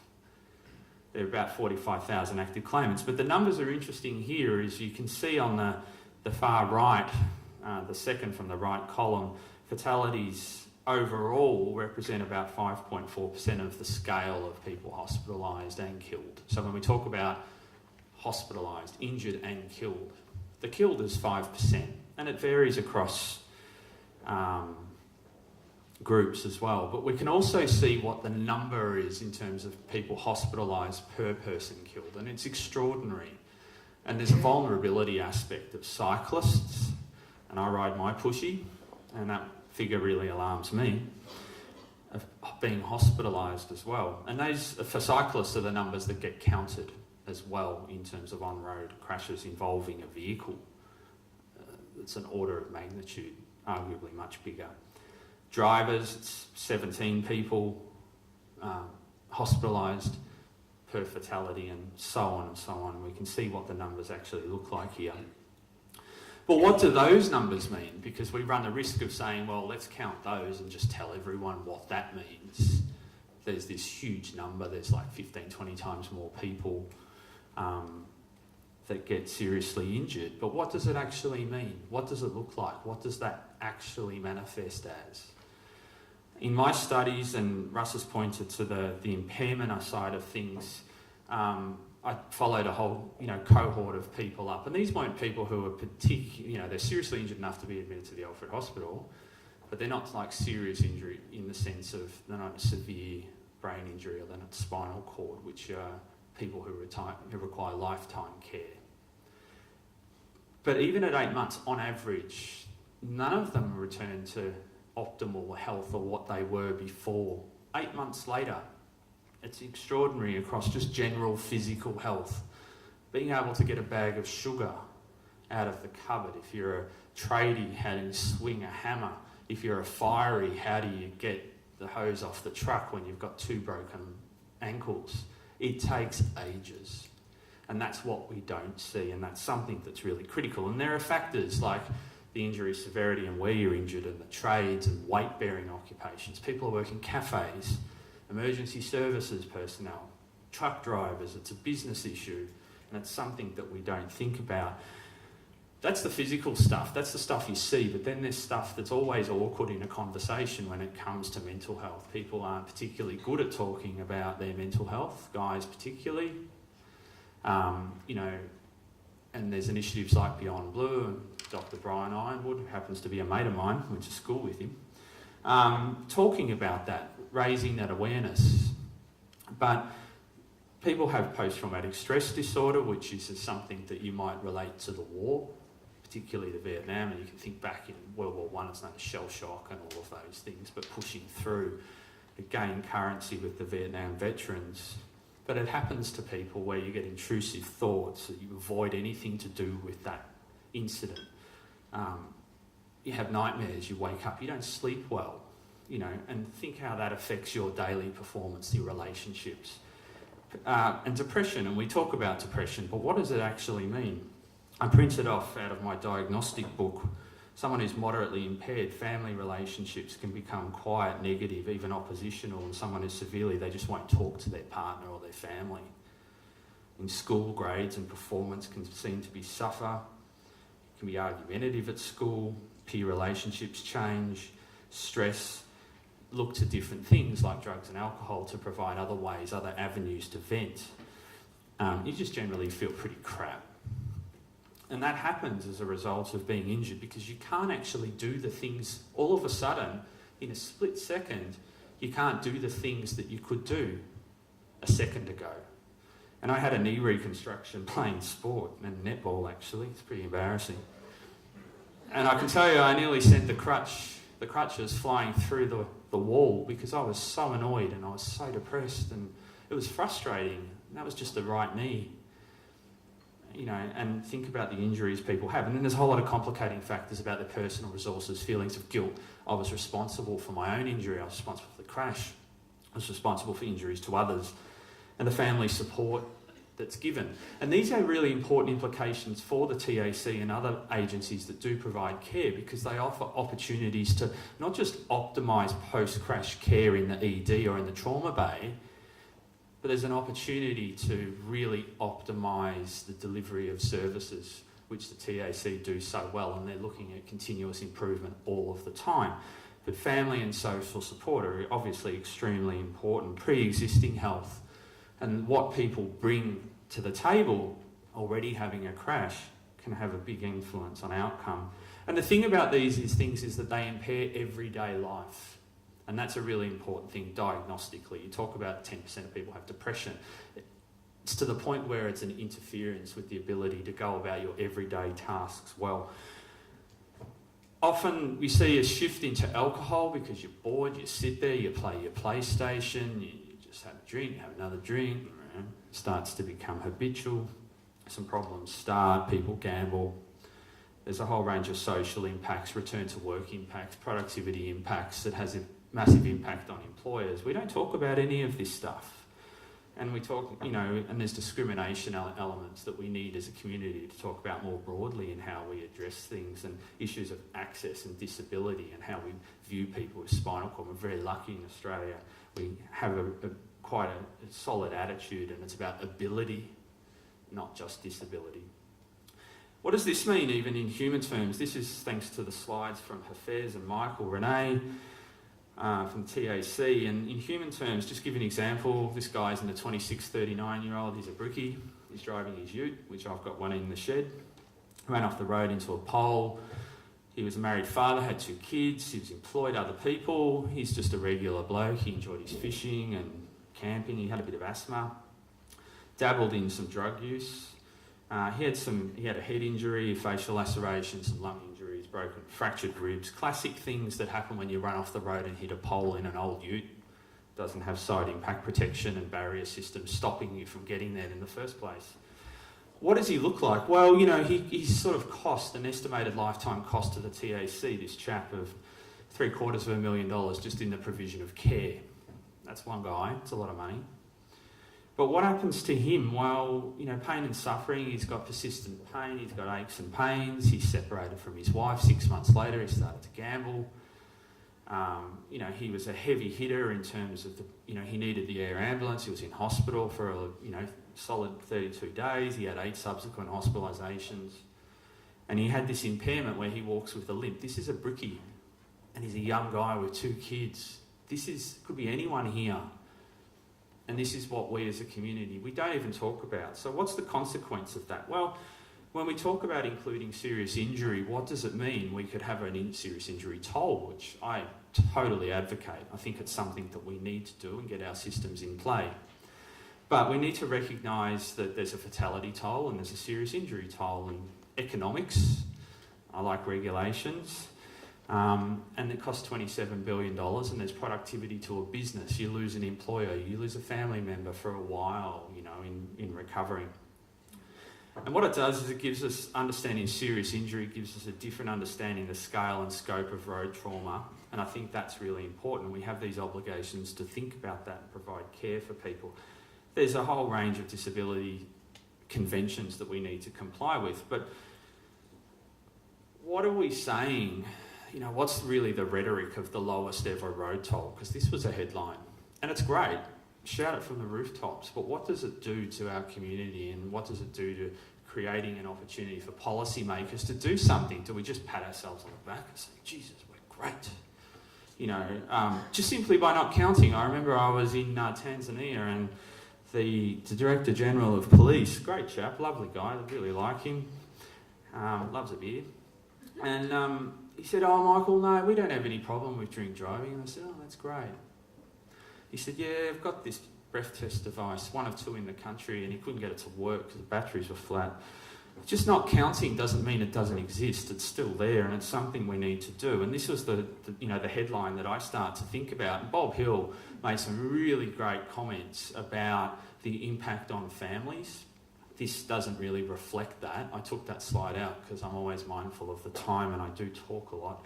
But I think one of the things that is important is that he publicly stated, it's a record low road toll, but it's still an immense loss of life, and for people who are injured as well. And I think that's something that's really important. So my point is really straightforward. We can do ourselves enormous damage as a road safety community, as a trauma care community, as advocating change when we don't talk about the scope, the scale. And, only 10% of Australians got even close to the 32,500 estimate. So by not talking about it, we implicitly just ignore serious injury. We ignore what it means. We ignore the fact that there's mental health issues, which is kind of what our community does in other ways, because it's an inconvenient thing that we don't talk about. So my point is, by doing this, by recreating a conversation, we need to reframe the risk, and we can bring the community along. It's really hard for the police to keep the foot on the throat and keep it harder to do new and innovative things when the public don't believe that there's an issue, because you're saying, record low road toll, aren't we good? But we're still trying to hammer you, or we're still trying to have education campaigns, and we're still trying to make new safety features in cars, or spend money on barriers, or improve trauma care. How do we convince? And it's exactly the same thing that happened in the 60s. And it first started with Graham Perkins' Blood on the Bitumen series, 3-part series. Read about it in Golden Age, brilliant journalism. Herald Sun's campaign. This is where we are now, I think. And this is where we need as a community to step up to the plate and reframe that risk. And prevention is really investment in people. And it's a part of our obligation to one another as a part of our social contract. And it's an issue of access, of mobility, of productivity. And in more regulatory speak, some actions and policies take time to achieve full benefits realisation. So what we decide today will influence 20 years' time, and we can see some of the effects and the artefacts of poor barrier design that Clay showed, and strategic decisions made, you know, in the state trauma system. And it takes time, and I steal Ian Johnson's language about courageous patience, and read his book and digest it and understand what it's saying. And I think by talking about serious injury, we could have a fighting chance of doing the things that community need to have happen just to prevent more people being injured. And I'll just finish on that as a civil society, we can no longer ignore the suffering, so our challenge is to have and start that conversation today. Thank you.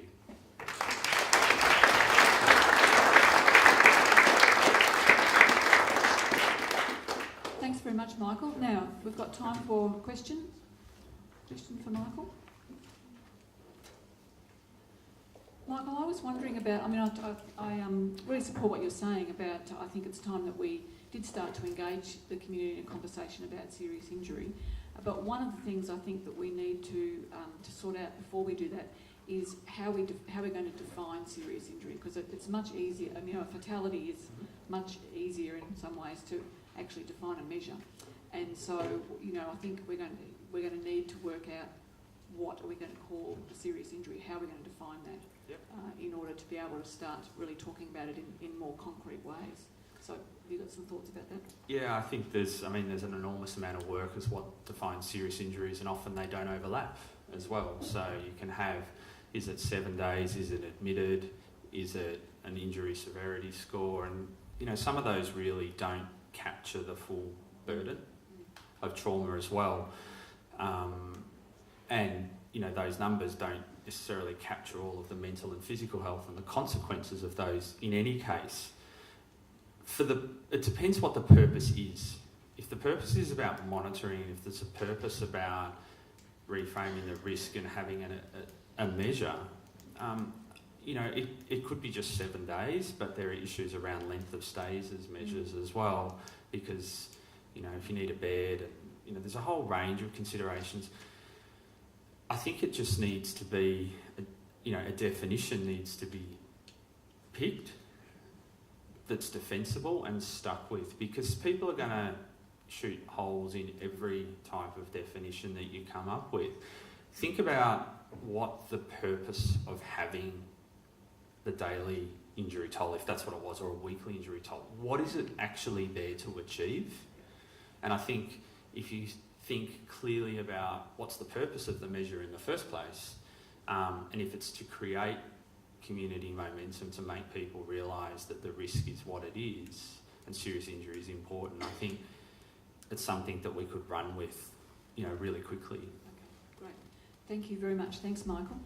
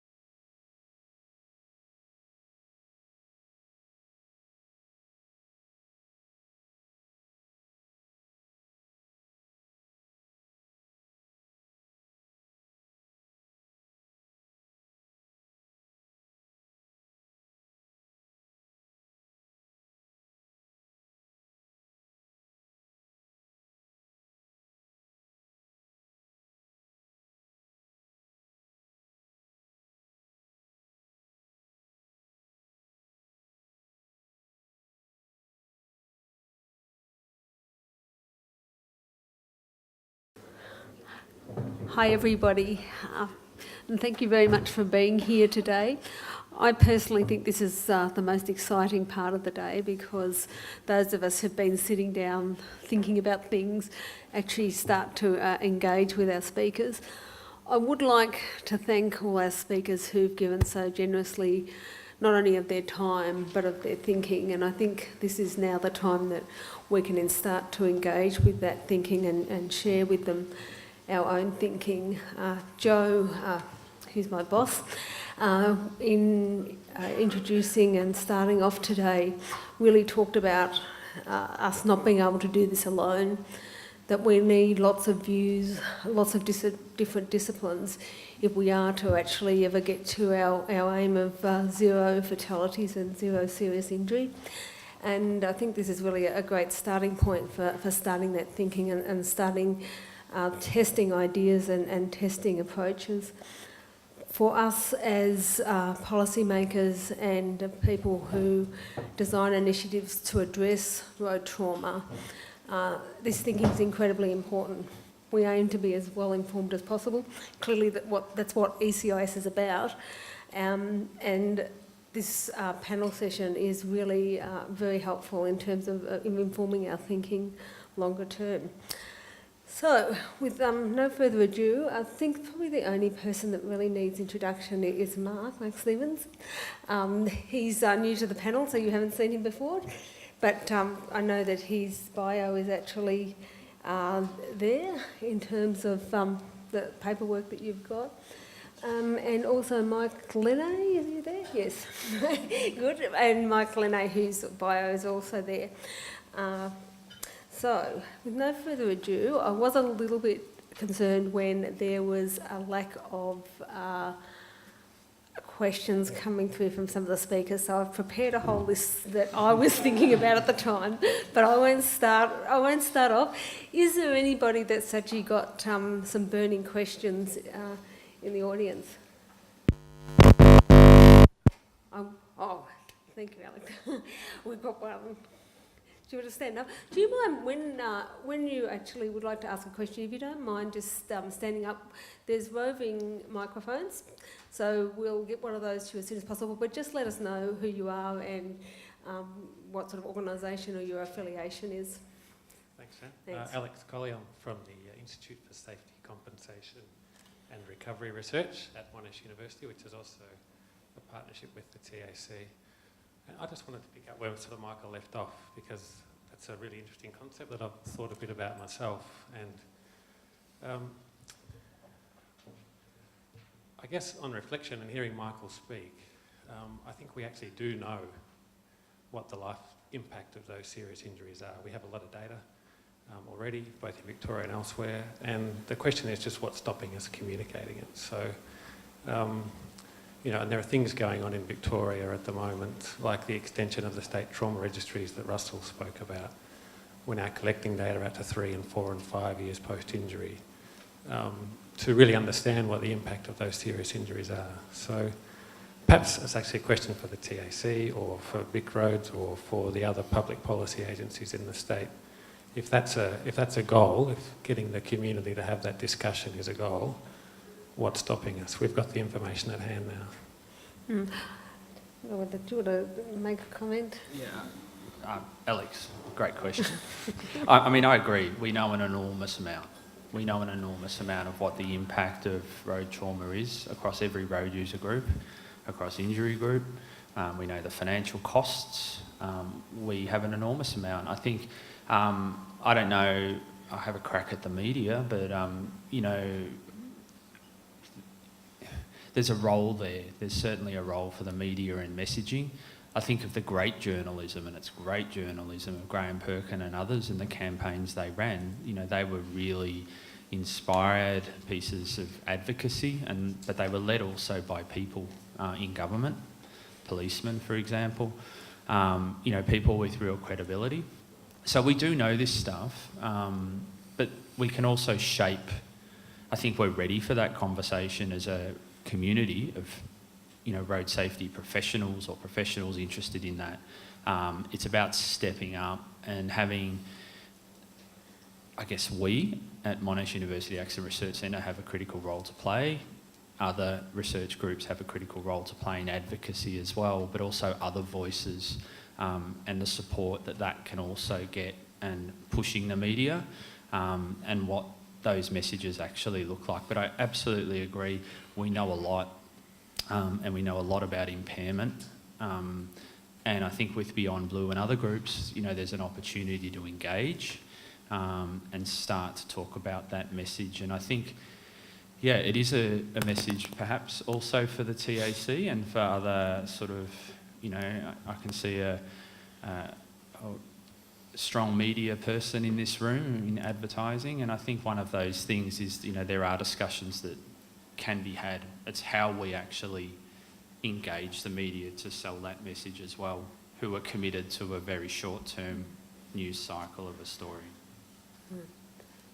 Sam, come I'm no media expert, but I see a lot of people at hospitals, and I don't think any statistic can encompass all the things we might want it to encompass.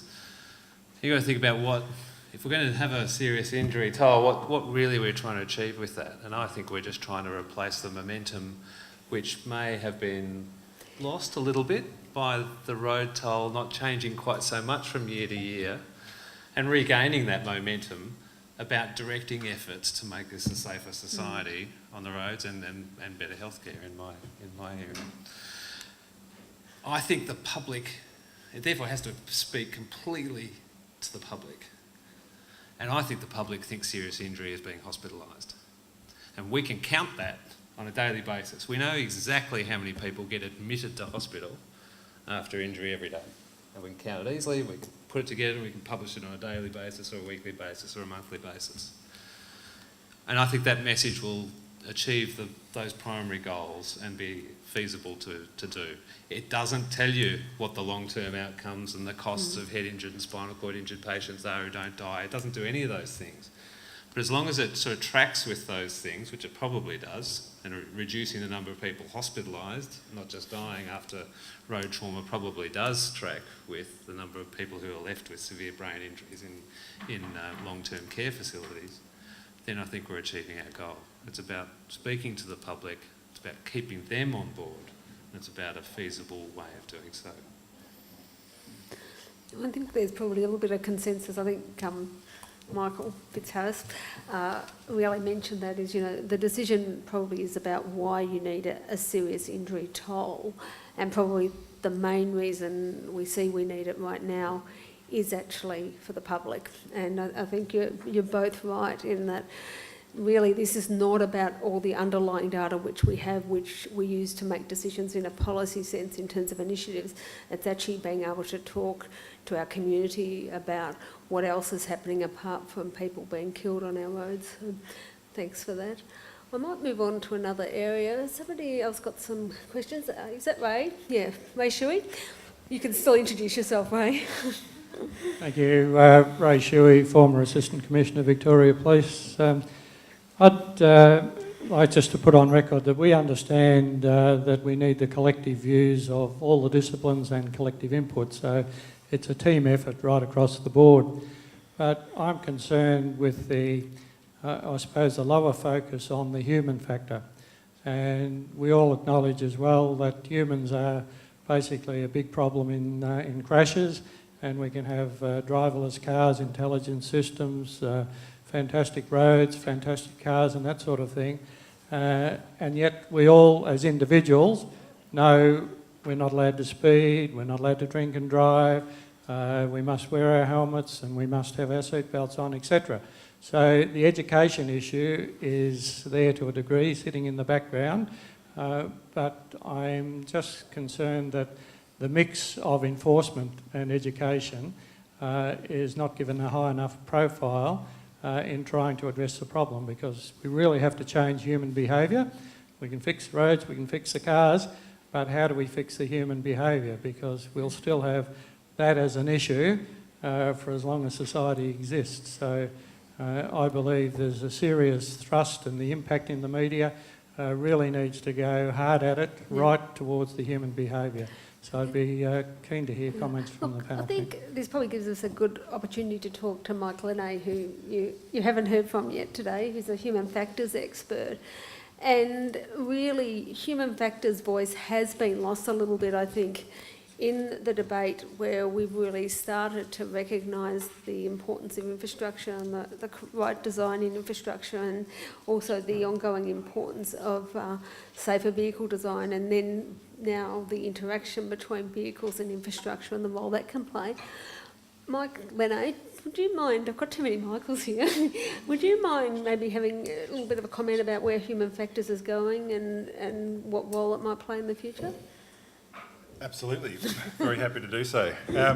And thanks for your comment, Ray. And I think, in all the safe system work, there is an assumption that there's a requirement on road users to be compliant. But I guess I'd like to round out the sort of conceptualisation of human factors to also consider the system in which the human operates. And I'd like to personally thank most of the speakers actually for subtly reinforcing the importance of human factors research. We look at the automated vehicle that Diana presented, the barrier ends that Clay presented, the red light running scenarios and treatments that Bruce presented. Human factors research is about impacting design and taking a different approach to system design.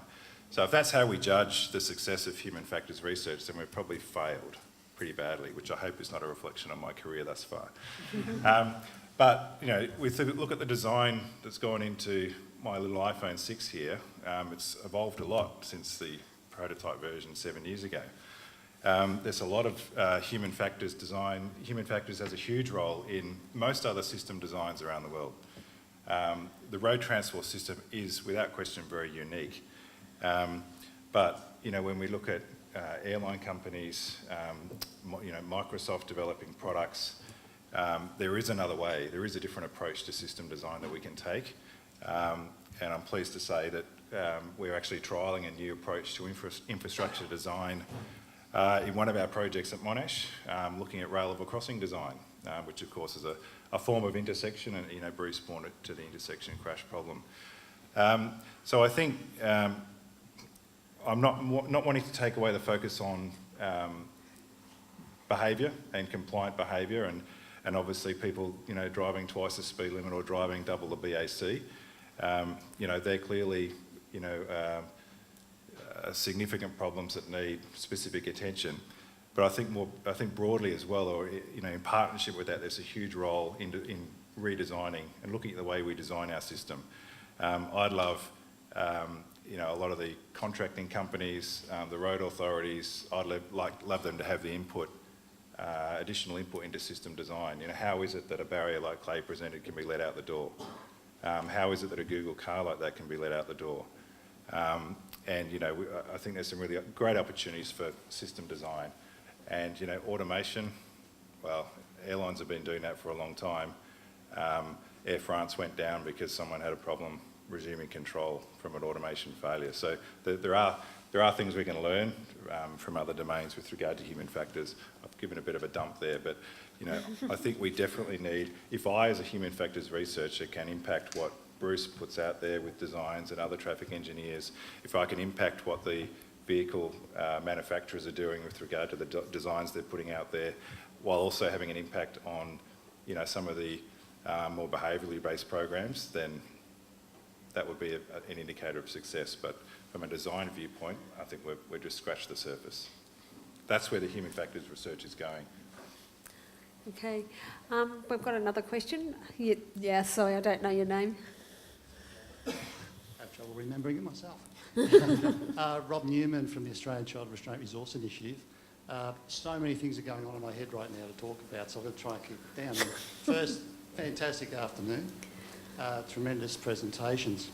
I'm only involved in road safety from a child's perspective. And I've noticed over the course of the afternoon that there's been a bit of consistency in a few things there, and one of them was that it could take a long time to get a change. Now, I'm not involved in early education, but for anybody out there who is and has any influence, I'd suggest we put more into early education, because it comes back to what Mr. Shuey said about attitude on our roads. What's the famous saying we've all been exposed to all of our lives? We share the roads. Is there any real evidence out there that we share the road? Not much. There's a lot of attitudinal issues, and I think a lot of the systems that we've talked about today will definitely make a difference, but if we could start training our children about sharing the responsibility and the roads in a sensible way, 20 years' time, I think we'll see some benefits from that too. Is there any comments on that? I'm thinking maybe Ray, Ray's looking at me. I'm sort of thinking this is really a behavioural issue, and I suppose shifts in thinking and whether we need it to create a safer system and how we do it. Yeah, I think it's an interesting question that you raise, because we have addressed quite a number of public health issues by shifting cultural norms and values. Okay, take for example attitudes around drinking and driving, which have changed dramatically since the 1950s, right? And they've changed on a societal level, and there's been a cultural shift in what we think, what we accept in that regard. I think there is real value in continuing to look for opportunities to change our cultural attitude toward driving. We tend to treat it as a right, not a privilege. We tend to take it somewhat for granted, I believe. I don't know what the grade school curriculum would look like, but I can say that as soon as our children are turned around so their car seats are facing forward, we've started driver education. And it would be wonderful if we could get parents to really accept that and understand that and realize that they're having an impact on how their children will eventually drive on the road. I've got some more questions, but I just will make one comment. I think in Victoria we're quite lucky. We have a very coordinated approach to provision of education for young people, and there is actually a formal group of the road safety agencies that look after traffic safety education, and it does start very early, so there are a range of resources that start in preschool, so in kinders and childcare centres, playgroups. So there is some of that education going on. I won't go on about it. All I'm saying is that this is not entirely lacking in this state. It doesn't mean we can always do more. And I'm not saying we don't. I just wanted to acknowledge that there'll be a lot of people in this room who've been quite involved for some time in showing some of that best practice and some of the issues that Ray talks about in terms of when we turn around at 6 months. We do recognise that and have been providing education for some years around that knowledge. Ken Beer, I saw your hand up. Ken Beer from Safe System Solutions. We heard Clay talk about the overrepresentation of motorcyclists in crashes with barriers. It's very interesting stuff. I'll talk to you about that later. But I actually want to step up a level and talk about the overrepresentation of motorcyclists in general, and take this opportunity to tap into the brains of the excellent panel we've got there about what we can do, taking that forward into the future. Thanks, Ken. Great question. Everybody wants to say something. Okay, Diane has got something to say. Well, we might move through the panel. It's a good multidisciplinary question. Thank you, Ken. So I have a really flippant response to that. We cannot do what Michigan and 3 other states in the United States have done in terms of repealing the helmet wearing law for motorcyclists. Let's just say that's a huge step backwards for public health, and definitely has contributed to the statistics that we see coming out of the US. Yeah, I'd agree, and I wouldn't say that's flippant, having been in Michigan, and you can actually track in some other jurisdictions where they've repealed, and the number of people killed from head injuries has sort of exponentially gone up, and then the governor's gone, oops, and put it back in, and it's come back down. I think, Ken, the question's really can be reframed a little bit, because I'm aware of the sensitivities of motorcycle community. And to some extent I really think they're valid too, because sort of the overrepresentation can be lumped as a single group. And I think we need to understand that motorcyclists are not all the same. Bikes are not the same. Sports bikes, off-road bikes, cruisers. We need, and you know, we have a project, Mark Russell's here, you know, we have a project to look at disaggregating the motorcycle crash problem, and the solutions behind those are different. A Vespa rider, one next to me, you know, is really different to, Ray, what do you ride, like this monstrous thing? So I think, you know, the cruiser community is different. So the solutions are different. Yeah, I mean, Clay should talk about the barrier systems and so on, but I'm just making the point it's very dangerous to talk about the motorcycles as one single group, because your countermeasures have to differ, because there could be a really safe group of really safe riders. We just don't have enough information. We need to target our campaigns around that. I just wanted to say yes, one okay, thing to that. Sorry, yes. Sam. And I disagree. From my perspective, motorcycles don't have metal and A-pillar and windows and wheels and stuff around them. And so they are all the same. They come into my emergency department with injuries that car drivers, if they're in the same crash, just wouldn't have. And they don't walk out of hospital when the car drivers would. So I think there are some things which are common to all motorcyclists, which is a choice that you do when you ride a motorbike. And I ride a motorbike, and when I had kids and when I became a trauma surgeon, I stopped riding a motorbike. I'm actually I'm pleased that you've both made those comments, because I think the reality is it's something that Bruce said earlier, which is we have similar outcomes, but the precedents to them may be different, and you know why you're in the situation you might be different, but the outcomes are the same. So I think it's fairly common, and will probably be something we see right throughout the ECIS work. Clay, I just want to go to you specifically around this, I suppose a little bit around infrastructure and barriers. And I know one of the issues that has sort of come up from time to time in Victoria and Australia really is we know the benefits of barriers for the community more generally, but in relation to people who ride motorbikes, well, is there a better barrier system than others? You know, does concrete, for example, offer any greater sort of outcomes for motorcyclists? Yeah, there is. You know, I only presented data that we've looked at for looking at sort of steel guardrail systems. Of course, there are other barriers. There are a number of different designs, and one of the other competitors are these concrete barriers. And again, it's so interesting looking at the data for this. I thought I knew the answer to that. I figured, you know, concrete barriers are very rigid, and to some extent, steel barriers have some forgiving nature. They can dent, so they absorb some energy, and the results were really interesting.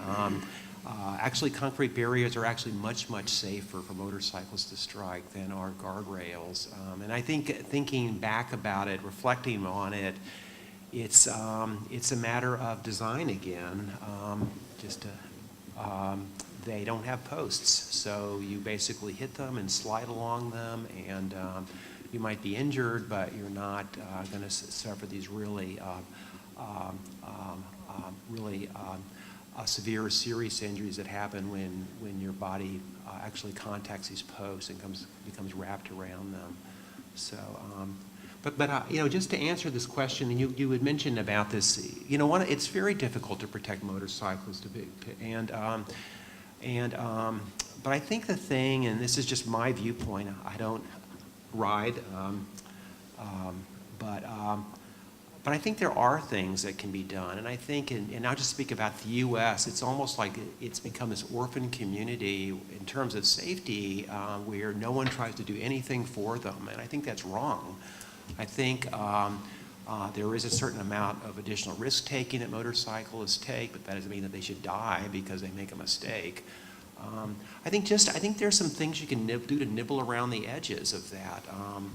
There are, for instance, motorcyclists just going down the road suffer many more risks than we do as car riders. I mean, if there are frequently gaps between the road and a bridge, which a car rider never notices. Those are treacherous for motorcyclists. I mean, surely we can come up with a better design than that. If there are painted areas on the asphalt, which are great for a car rider like myself, because I can figure out where I'm going to navigate. Those have almost zero friction for motorcyclists, and there are high friction treatments for paint. So there's things we can do, and I really not to sound too forceful about this, because I don't ride like some of my colleagues here, although it looks like a lot of fun, I gotta admit. But I think I kind of don't like the idea that just because they're risk-taking and because it is difficult, I think there's countermeasures that can be put into place. And so I'll kind of get off my soapbox here now. And I don't think it's a community that we should give up on. Yes, okay. I've got two speakers who would like to continue on this issue. So Mark Stevenson and then Bruce. So Mark, would you like to? Yeah, look, whether I say it's a paradigm shift or not, it really follows on with what Clay is saying, in that the future, particularly for our transport system, is really about protecting our vulnerable road users. And what I see in the future is certainly going to be a considerable increase in active transport, whether that's walking to public transport, whether that's cycling, and potentially also the opportunities that motorcycling will afford as well. And so we've got to get much smarter with how we consider these modes of transport operating in our transport system. And we're not doing it, I don't think, particularly well. We've heard what Clay highlighted in relation to our guardrails and our barriers, and we know that that's an existing challenge, but that's an infrastructure challenge. But there are some other really, I think, quite pertinent solutions that are technology-based that will afford some security to motorcyclists, and those are sensors and between our connected vehicles in the network, and we're not doing anything in this country, and well, I don't believe sufficiently to really move that forward. And there are a bunch of other, I think, elements we need to consider as well, and that's it's modal choice and modal shifts, and what can be gained in terms of risk reduction through that. So the challenges that you'll have heard in the past about cycling and safety in numbers and the concepts around that, but the risk per kilometre travelled as a motorcyclist, say in an Asian country such as Vietnam, is considerably different to clearly what it is here. And let's remove the helmet concern there. I mean, that's a given. So there are areas that we could begin to pursue and understand that really could become transport policies in this country that will afford, quite a level of protection, I think, to the vulnerable road users, in this instance, the motorcyclists. Mark, I might move on to Bruce, because the issue that you started to raise, which is around autonomous vehicles, connected vehicles, I wouldn't mind if we could maybe have a whole panel discussion about that, because I think it's the move to the future, and it'd be really good if everybody could get involved in that discussion. Bruce, can I just ask you to speak on the same issue, motorcycle? Thanks, Sam. Look, a specific aspect of trying to make motorcycling much lower risk, I guess, in my mind, concerns the interactions that riders have at intersections. When we look through the data here in Victoria, and I think it's more widespread than just here, but we find that a lot of the serious injuries involving riders actually happen at intersections where car drivers, for whatever reason, fail to give way to approaching motorcyclists. A typical example, I guess, is at a signalised intersection. The right-turning car driver will just go across the path of an approaching motorcyclist. Similarly, a more minor side street, the exiting car driver will not see the rider and pull out in front. Now, one of the things that we found, I guess, from evaluating the effectiveness of TAC investment over the years in different forms of infrastructure is that there are two things that seem to work really well in reducing the incidence of that kind of problem. roundabouts. They can bring about an 80 or 90% reduction in serious casualties, and motorcyclists enjoy pretty much the same level of safety benefit. And also controlling the right-hand turn through red, yellow, green arrows at signals has a similar effect on that particular crash type. And again, motorcyclists through the evaluation have been shown to have enjoy a similar sort of effect as well. So there are a couple of specific examples, but they're big, quite sizable parts of the problem. Sam, can I make a quick, very quick comment? We've been doing studies of driver behaviour using instrumented vehicles for a number of years, and we still see very clearly that car drivers are not looking out. They don't look in the right areas for motorcyclists. They're not looking in the right areas. They don't understand how they can behave, their performance profiles, etc. So that's quite a clear, robust research finding. And so I'm not suggesting we do this today, but there would be enough evidence from various sources to suggest that every car driver should have some awareness of what it's like to ride a motorcycle.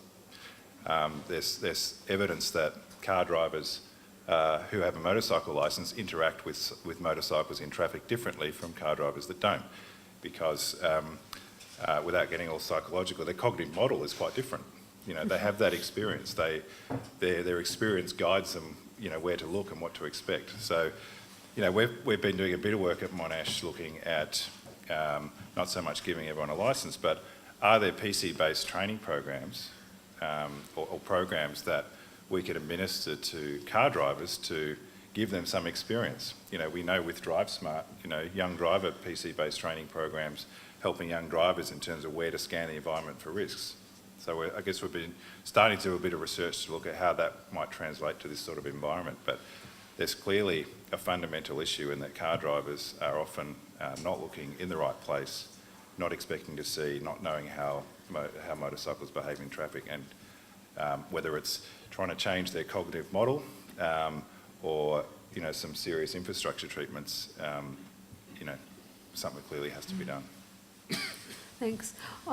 Wayne, I've got you. Could I just close this discussion, just I suppose really for everybody's understanding, two issues that haven't been raised today, which I think we believe in Victoria are fairly important. Braking systems, so particularly ABS, but more so moving to autonomous emergency braking systems. We actually do believe that they've got a lot of potential in a range of scenarios, and also protective clothing. Well-designed protective clothing has a role as well. Neither of them are panaceas, they're not full solutions, but I suppose in our transition to moving to a new way of doing things, they've certainly got a lot of promise, and we've already started promoting, well, clearly we've been promoting both of those issues, but doing work in those areas. So they're two of the other areas that I think are fairly important just to talk about. Now, Wayne, I haven't forgotten you. I just want to make sure, because we've been ignoring this side of the room, so stay there. Jacinta? Yes.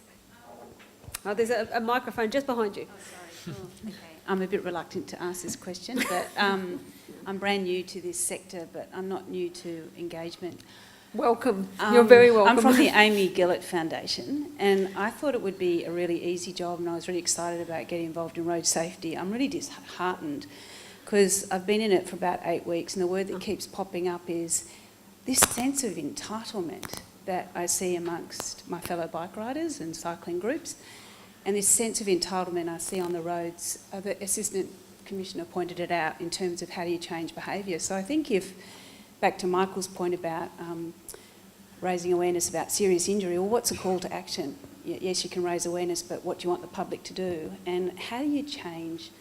No one will have an answer, but how do you change a sense of entitlement? Because I can't even see, I came from a bike summit where I can't even see compromise to get to solutions about a minimum overtaking distance, which I thought was such a easy thing to, and a rational sort of, but boy, have I hit barriers.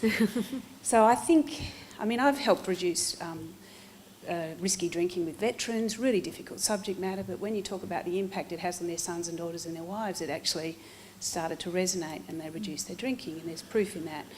But how do you address, this seems really, really tough. Yeah. Seems harder than smoking, seems harder than drinking. I don't know if that's a question or a statement. I'm looking across at all our behavioural scientists to see who wants to put their hand up. Can I just say thank you? Thank you. We welcome you to our community, and we're very pleased that you put your hand up. And it's not an issue that we're unaware of, in that we each look at, when I'm a cyclist, I'm a cyclist. When I'm a driver, I'm a driver, and we're sort of quite aware of this. But Mike, would you like to start the discussion? As someone who used to ride a few hundred kilometres a week, not for a little while now, and wearing very little protective clothing, I was always aware of my vulnerability, and it's pretty easy to look for seat belts and doors, and where you visualise someone's sight line on the angle of their head. Same things motorcyclists do. I get really annoyed at some of my fellow cyclists on bike paths. I get really annoyed by some of my fellow cyclists on Beach Road and in some of the mountains that I've ridden up and down for fun.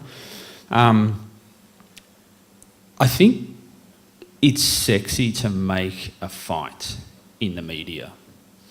And I wonder if we frame the conversation around, we were all once a cyclist, our kids are all cyclists, and we're really vulnerable. And it's an accessibility, mobility, health benefits thing. I think we can get caught up in the negative. We can get caught up in this garbage about, not having helmets. I think we can sometimes lose what's actually the critical issue of saying how much of an issue this is, and almost this war that seems to go on. But I think we need to say how much of the war is perpetuated by a 24/7 news cycle as well, and there are people who are really ardent about it. And I think if we talk up the fact that it is a shared responsibility, it's a shared environment, and you go down this pathway of paying registration fees and all that stuff. You can just keep hitting barrier after barrier, and people put it up. From my perspective as a cyclist and car driver, and doing all the things that I do, some of which are quite crazy, I think one of the things, it's about messaging, which sounds obvious, but it's about how the message is done and sort of counteracting the negative, the fight. And I don't know whether someone can go and knock on some radio announcer's door and go, actually, this is your responsibility to create this environment, because this is a social contract between us all. And I think that's a long-term behavioural shift thing. But if we sit back and go, actually, we're all cyclists, our kids are cyclists, is it acceptable for you as a car driver? I'm constantly, where I live, there's lots of private schools, and I'm constantly amazed by mums dropping off their kids flying through a 40k zone. Now, if their child was the one that was killed by another mum, that mum's going to be pretty angry. And I think we can change a conversation around that as well. It's frustrating. But taking out the hell ride that used to happen, where those crazy groups of cyclists used to go down, the police played a really important role in reshaping that entire attitude.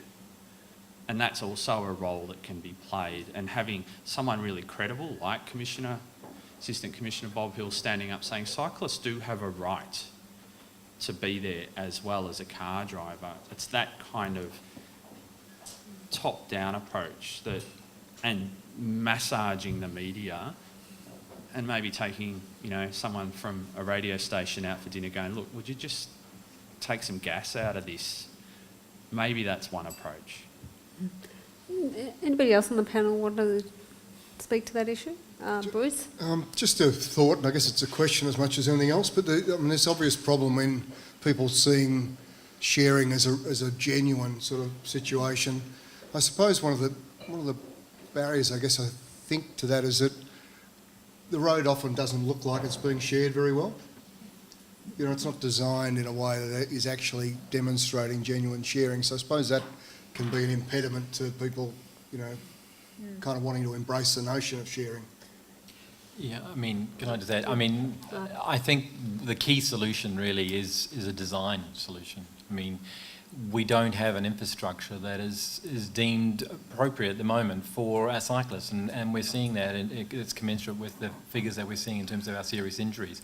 And we're in the process of, I mean, I'm saying it can be, but I'm saying we're in the process at the moment of a large piece of research which is about how do we retrofit our infrastructure so that it is conducive to safe cycling, because it is key to sustainability, mobility in this city. And until we can actually, or do have solutions to do that, we are, they're at incredible risk, and it's a challenge. We can use the usual sticks which are around our enforcement and our education, but I don't think we're going to achieve a great deal until we actually redesign.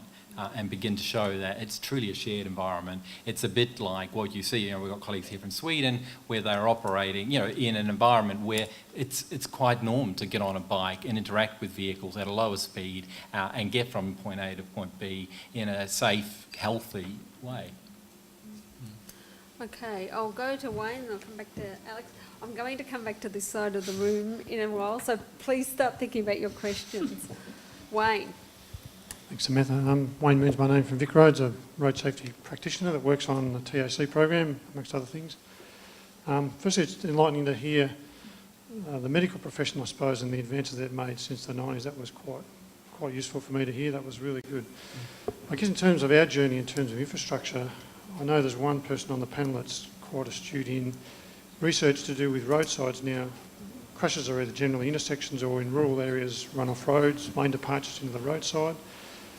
We have an old standard, if you like, called clear zones, and I want to throw it to Bruce, if you may, to talk about some of the contemporary thoughts of how that perhaps doesn't fit anymore. So maybe if Bruce, you're happy to talk about that and enlighten others about how we probably should be managing roadsides, probably with barriers, but I'll leave that to you. Thank you, Bruce. Well, look, I guess my response to the whole notion of the clear zone is in the context of the number of deaths, serious injuries that happen as a result of people leaving the road. And I think some figures I put up during my presentation, something like 35% of all serious casualties are of that type. And if you go into rural settings, probably the figures get up to be much higher, and maybe even more than half of all fatalities in rural Victoria involve people leaving the roadway. Now we have worked for many years, even into decades now, relying heavily on the notion of a clear zone being the solution to this sort of problem. And as somebody alluded to earlier, that this is based on research from around the 1960s, which I think had a number of shortcomings in it, and we certainly know a lot more now than what we did 5 decades ago, I guess, about the problem and the crashworthiness of vehicles and so on. So I think it's one of the areas where we really need to take a fresh look at things. Now, I had the chance working with colleagues at MUARC a few years ago to look at this issue and just see to what extent the clear zone concept actually met the principles of a safe system. And we came at it from a sort of a hypothetical or theoretical point of view, I suppose, and said, look, for a whole range of vehicles departing the roadway at 5 degrees, 10 degrees, 15 degrees, etc., a range up to quite high angles, which may not be that common, but can still happen on curves, up to about 45 degrees, and a whole range of speeds from 110 down to much lower levels. So we actually calculated for the sort of friction of driving on grass or gravel, we calculated how far a vehicle for those various trajectories could travel in relation to the clear zone. And for all but the shallowest of departure angles, we found that the vehicles could be expected to arrive at the edge of the clear zone at speeds that were beyond the ability of the vehicle to provide adequate protection, certainly to safe system standards, but adequate protection to the occupants, even modern vehicles with good features. So I think that was, for us, quite a convincing and compelling way of saying we need a better way of looking at this roadside problem and looking at the adequacy of the clear zone. And I'm not sure whether he's still in the room, but I know Jeremy Woolley from CASA. Jeremy, I don't know whether it's a chance to get a microphone to you, but I know you did some other work which, excuse me, was based more on actual actual events which could look, be enlightening. one thing we've been spending some time working on at CASA, because we, likewise with the ECIS, we do an in-depth crash investigation activity for many decades now. And we actually took a sample of vehicle road departure crashes and simulated those and reconstructed those crashes. And the findings pretty much support what Bruce just said around the fact that we've identified 2 road departure types. Generally, it's what we call drift off, which are your very low angle departures, and then everything else boils down to the vehicle yawing in some manner, so entering a spin. And this is the most common sort of scenario. So it's possible the clear zones that we've traditionally adopted to assist with some of the shallow road departures in the drift off scenario, but for all other scenarios, the clear zones are inadequate. And even if you were to pursue the notion of a clear zone of infinite width, we suspect that the tyre soil forces are such that eventually the vehicle has a high risk of rolling over anyway, and that's where a lot of your spinal injuries and ejections and things occur as well. So we very much do advocate that an alternative approach is required, and I think the notion that a clear zone just by itself is adequate needs to be reconsidered, and whether that's a barrier system or preventing vehicles leaving the road in the first place. But certainly we are strong advocates of the use of barriers and perhaps narrower clear zones to arrest those vehicles when they do depart the road. I'll just I'm allowing one more quick comment. I did some modelling work in part of site impact UN regulation, and one of the things we looked at was ESC plus side curtain airbags as mitigating deaths and injuries. And while they'll knock out half, there's still half left. So that comes down to largely those kind of infrastructure solutions. So I think just reinforcing the point of what Bruce and Jeremy say, that those barrier systems become absolutely critical. And even for lane keep assist, you need white lines. So, you know, the barrier systems become crucial. Okay, Jude, sorry, I apologise. You had a question before. I didn't get to you. Please, and then Hafez, and then I'm coming to this side of the room, I promise. Yeah, so Jude. Yeah, Jane's got one. I wanted to just take us back to the future, if we may, to some of the challenges that Diana posed, and picture the situation that I imagine might happen somewhere between Fred Flintstone's level 0 and the Jetsons level 4. Where we actually might have both vehicles on the road, and not only Fred and the Jetson family on the road together, but perhaps Pebbles as the pedestrian, and and other vulnerable road users. And I just wondered whether and how we've started thinking about that transition period and how the safe system might deal with that. Well, yeah. Can I get Michael in a way to start off, given that he's the one who's done some of the modelling work with some of the technologies, and I think he's probably in a way my learned colleague to the right best to answer much of that question. It's probably one of the scariest things, and probably the most challenging, because there's a consensus that we can take out some of the safety features in some of the cars, and some manufacturers sort of say, well, that's just impossible. It's that mix, it's that blend of differences in systems, in levels of automation that happen, that are really fundamental to the problem. And you don't want to see an amplification potentially of the road toll, how serious and fatals. But that's a real risk when you start potentially to have these, the differences in systems, and that actually enters us into an extremely risky period of time where we need to think really carefully about we want to go down that path and what it could look like as well. Diana, would you like to add anything to that? So the only thing I would add is I think that's where some of the work of the epidemiologists and the statisticians and working with industry, and I know that sometimes there can be a real challenge working with industry because of the proprietary nature of data, but if this is a path that we're going down, I think we need to have the best evidence possible to make the type of decisions that we're going to need to decide. And I think what I see, and we've seen this with other technologies, and I'm not talking specifically about road safety, is that we could potentially have a really great technology that could come into the market, and especially if it focuses on safety and is designed around safety. And as soon as you have that first collision that makes it onto the front page of a newspaper, then public confidence in that technology can go out the window. And so that's where I think sometimes there has to be a little bit more transparency, or at least industry working with other organisations to actually do the fundamental work to get the data to ensure that good decisions are made. And knowing how long it takes for technologies to penetrate an entire fleet is obviously also fundamental to that. Thanks. So one more comment from Bruce, and I'll go to Hafez. Just quickly, I guess we don't know how all of this is going to play out. I mean, nobody does. We can sort of speculate and so on. But I suppose we can handle it in a couple of different ways. We can either take an optimistic approach about what's going to be the effectiveness of these things, and then find probably later on it'll be very difficult to pull back if things don't work out as well as we'd hoped, or we can be much more conservative or cautious and start with perhaps more of a worst case view of things and allow greater freedom over time as we are justified in doing so. So I think that's two kind of really basic choices, and certainly the more cautious way I think is a better way to go for some of these major unknowns. Okay. Debatable. Okay. I think. Oh, sorry. Yes, Carl. Apologies. I actually couldn't see you there.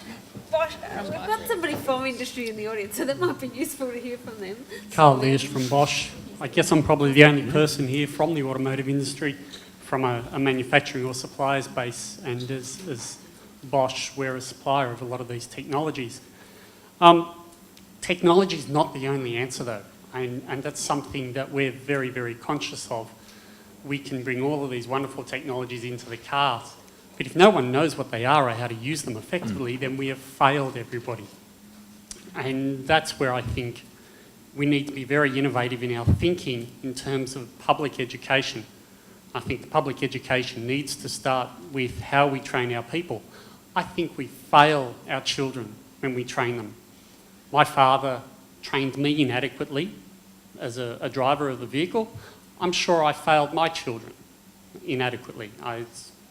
It's just a fact. I don't do it as well as the professionals. Why do we continue to allow ourselves, who are all inadequate, to train our children? Apologies to those who are in the driver training profession here. How do we get the technology information through to the trainers of our children and of the people out there? It's something it's been on my mind a little bit lately. We keep talking about a complete system. There's a lot of innovation happening on the automotive side. There's a lot of innovation happening on the infrastructure side. I think we need to be far more innovative in the person side, in terms of educating and training our people and helping them to understand this technology. And I'll add one further point. The technology that's coming in, the automotive industry is very cautious about. What scares me is the Apple and Google vehicles pushing this so very fast and so very hard, and kind of getting everybody really excited and wanting to drag everybody into the Jetson future. So I'm interested in comments from various members of the panel around this total system, not just the three different pillars of automotive technology, infrastructure technology, and the individuals, but how do we bring it together? This is where I think we need to be very innovative in our thinking. And what actions do we go away with from today as we hear these comments? So we're rapidly running out of time. I'm sort of thinking the best fit for this is human factors, and Ray, in terms of sort of the driver training issue, maybe, Ray, would you be happy to start off, and then we'll get Mike to maybe talk about where human factors fits in? Yeah, I can take a shot at it. I guess my most truthful answer to your question is I don't know. I think it's a huge concern, and I think it's a huge impediment to vehicle automation, because somewhere, between level 1 and level 4, at levels 2 and 3, we're going to have a real problem with training. On the one hand, we're going to have a real difficult time teaching people how to use the automated technology appropriately. On the other hand, we're going to have a very difficult time teaching new drivers how to drive well enough that they can resume control when it's required. And we're going to have a difficult time maintaining the skills in the experienced driver population who no longer has to use them. So, I don't think I have an answer to your question, but I do want to acknowledge that it's a huge issue, and I think it's going to be much bigger as we go forward.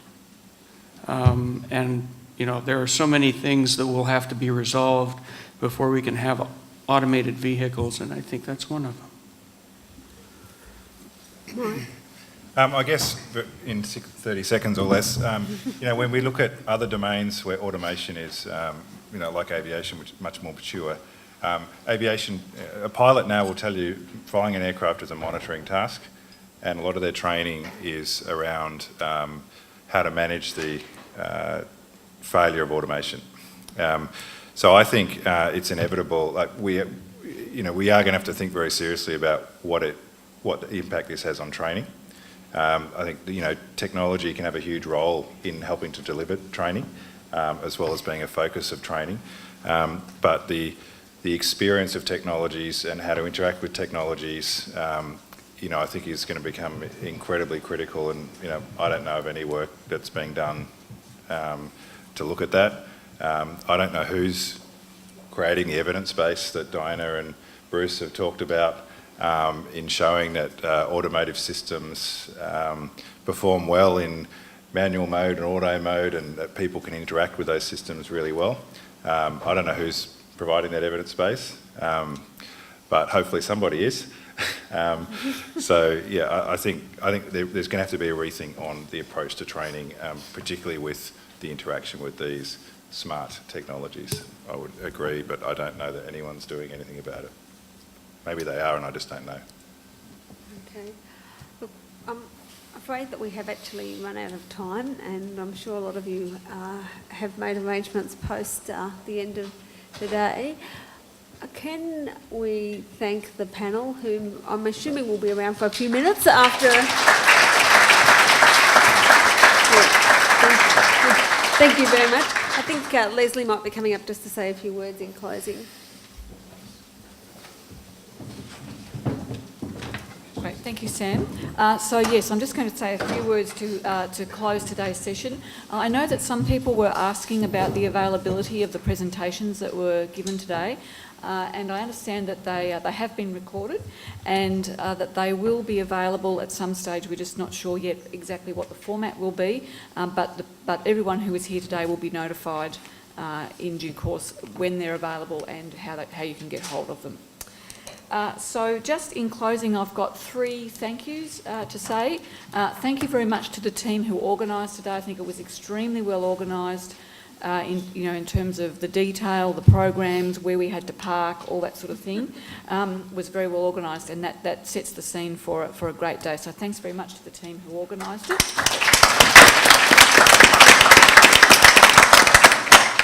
Second thank you is to our speakers. Thank you very much, particularly our international colleagues who've travelled a long way to be with us today, and has made quite a contribution to giving this a different flavour than it would have had if we just had local presenters.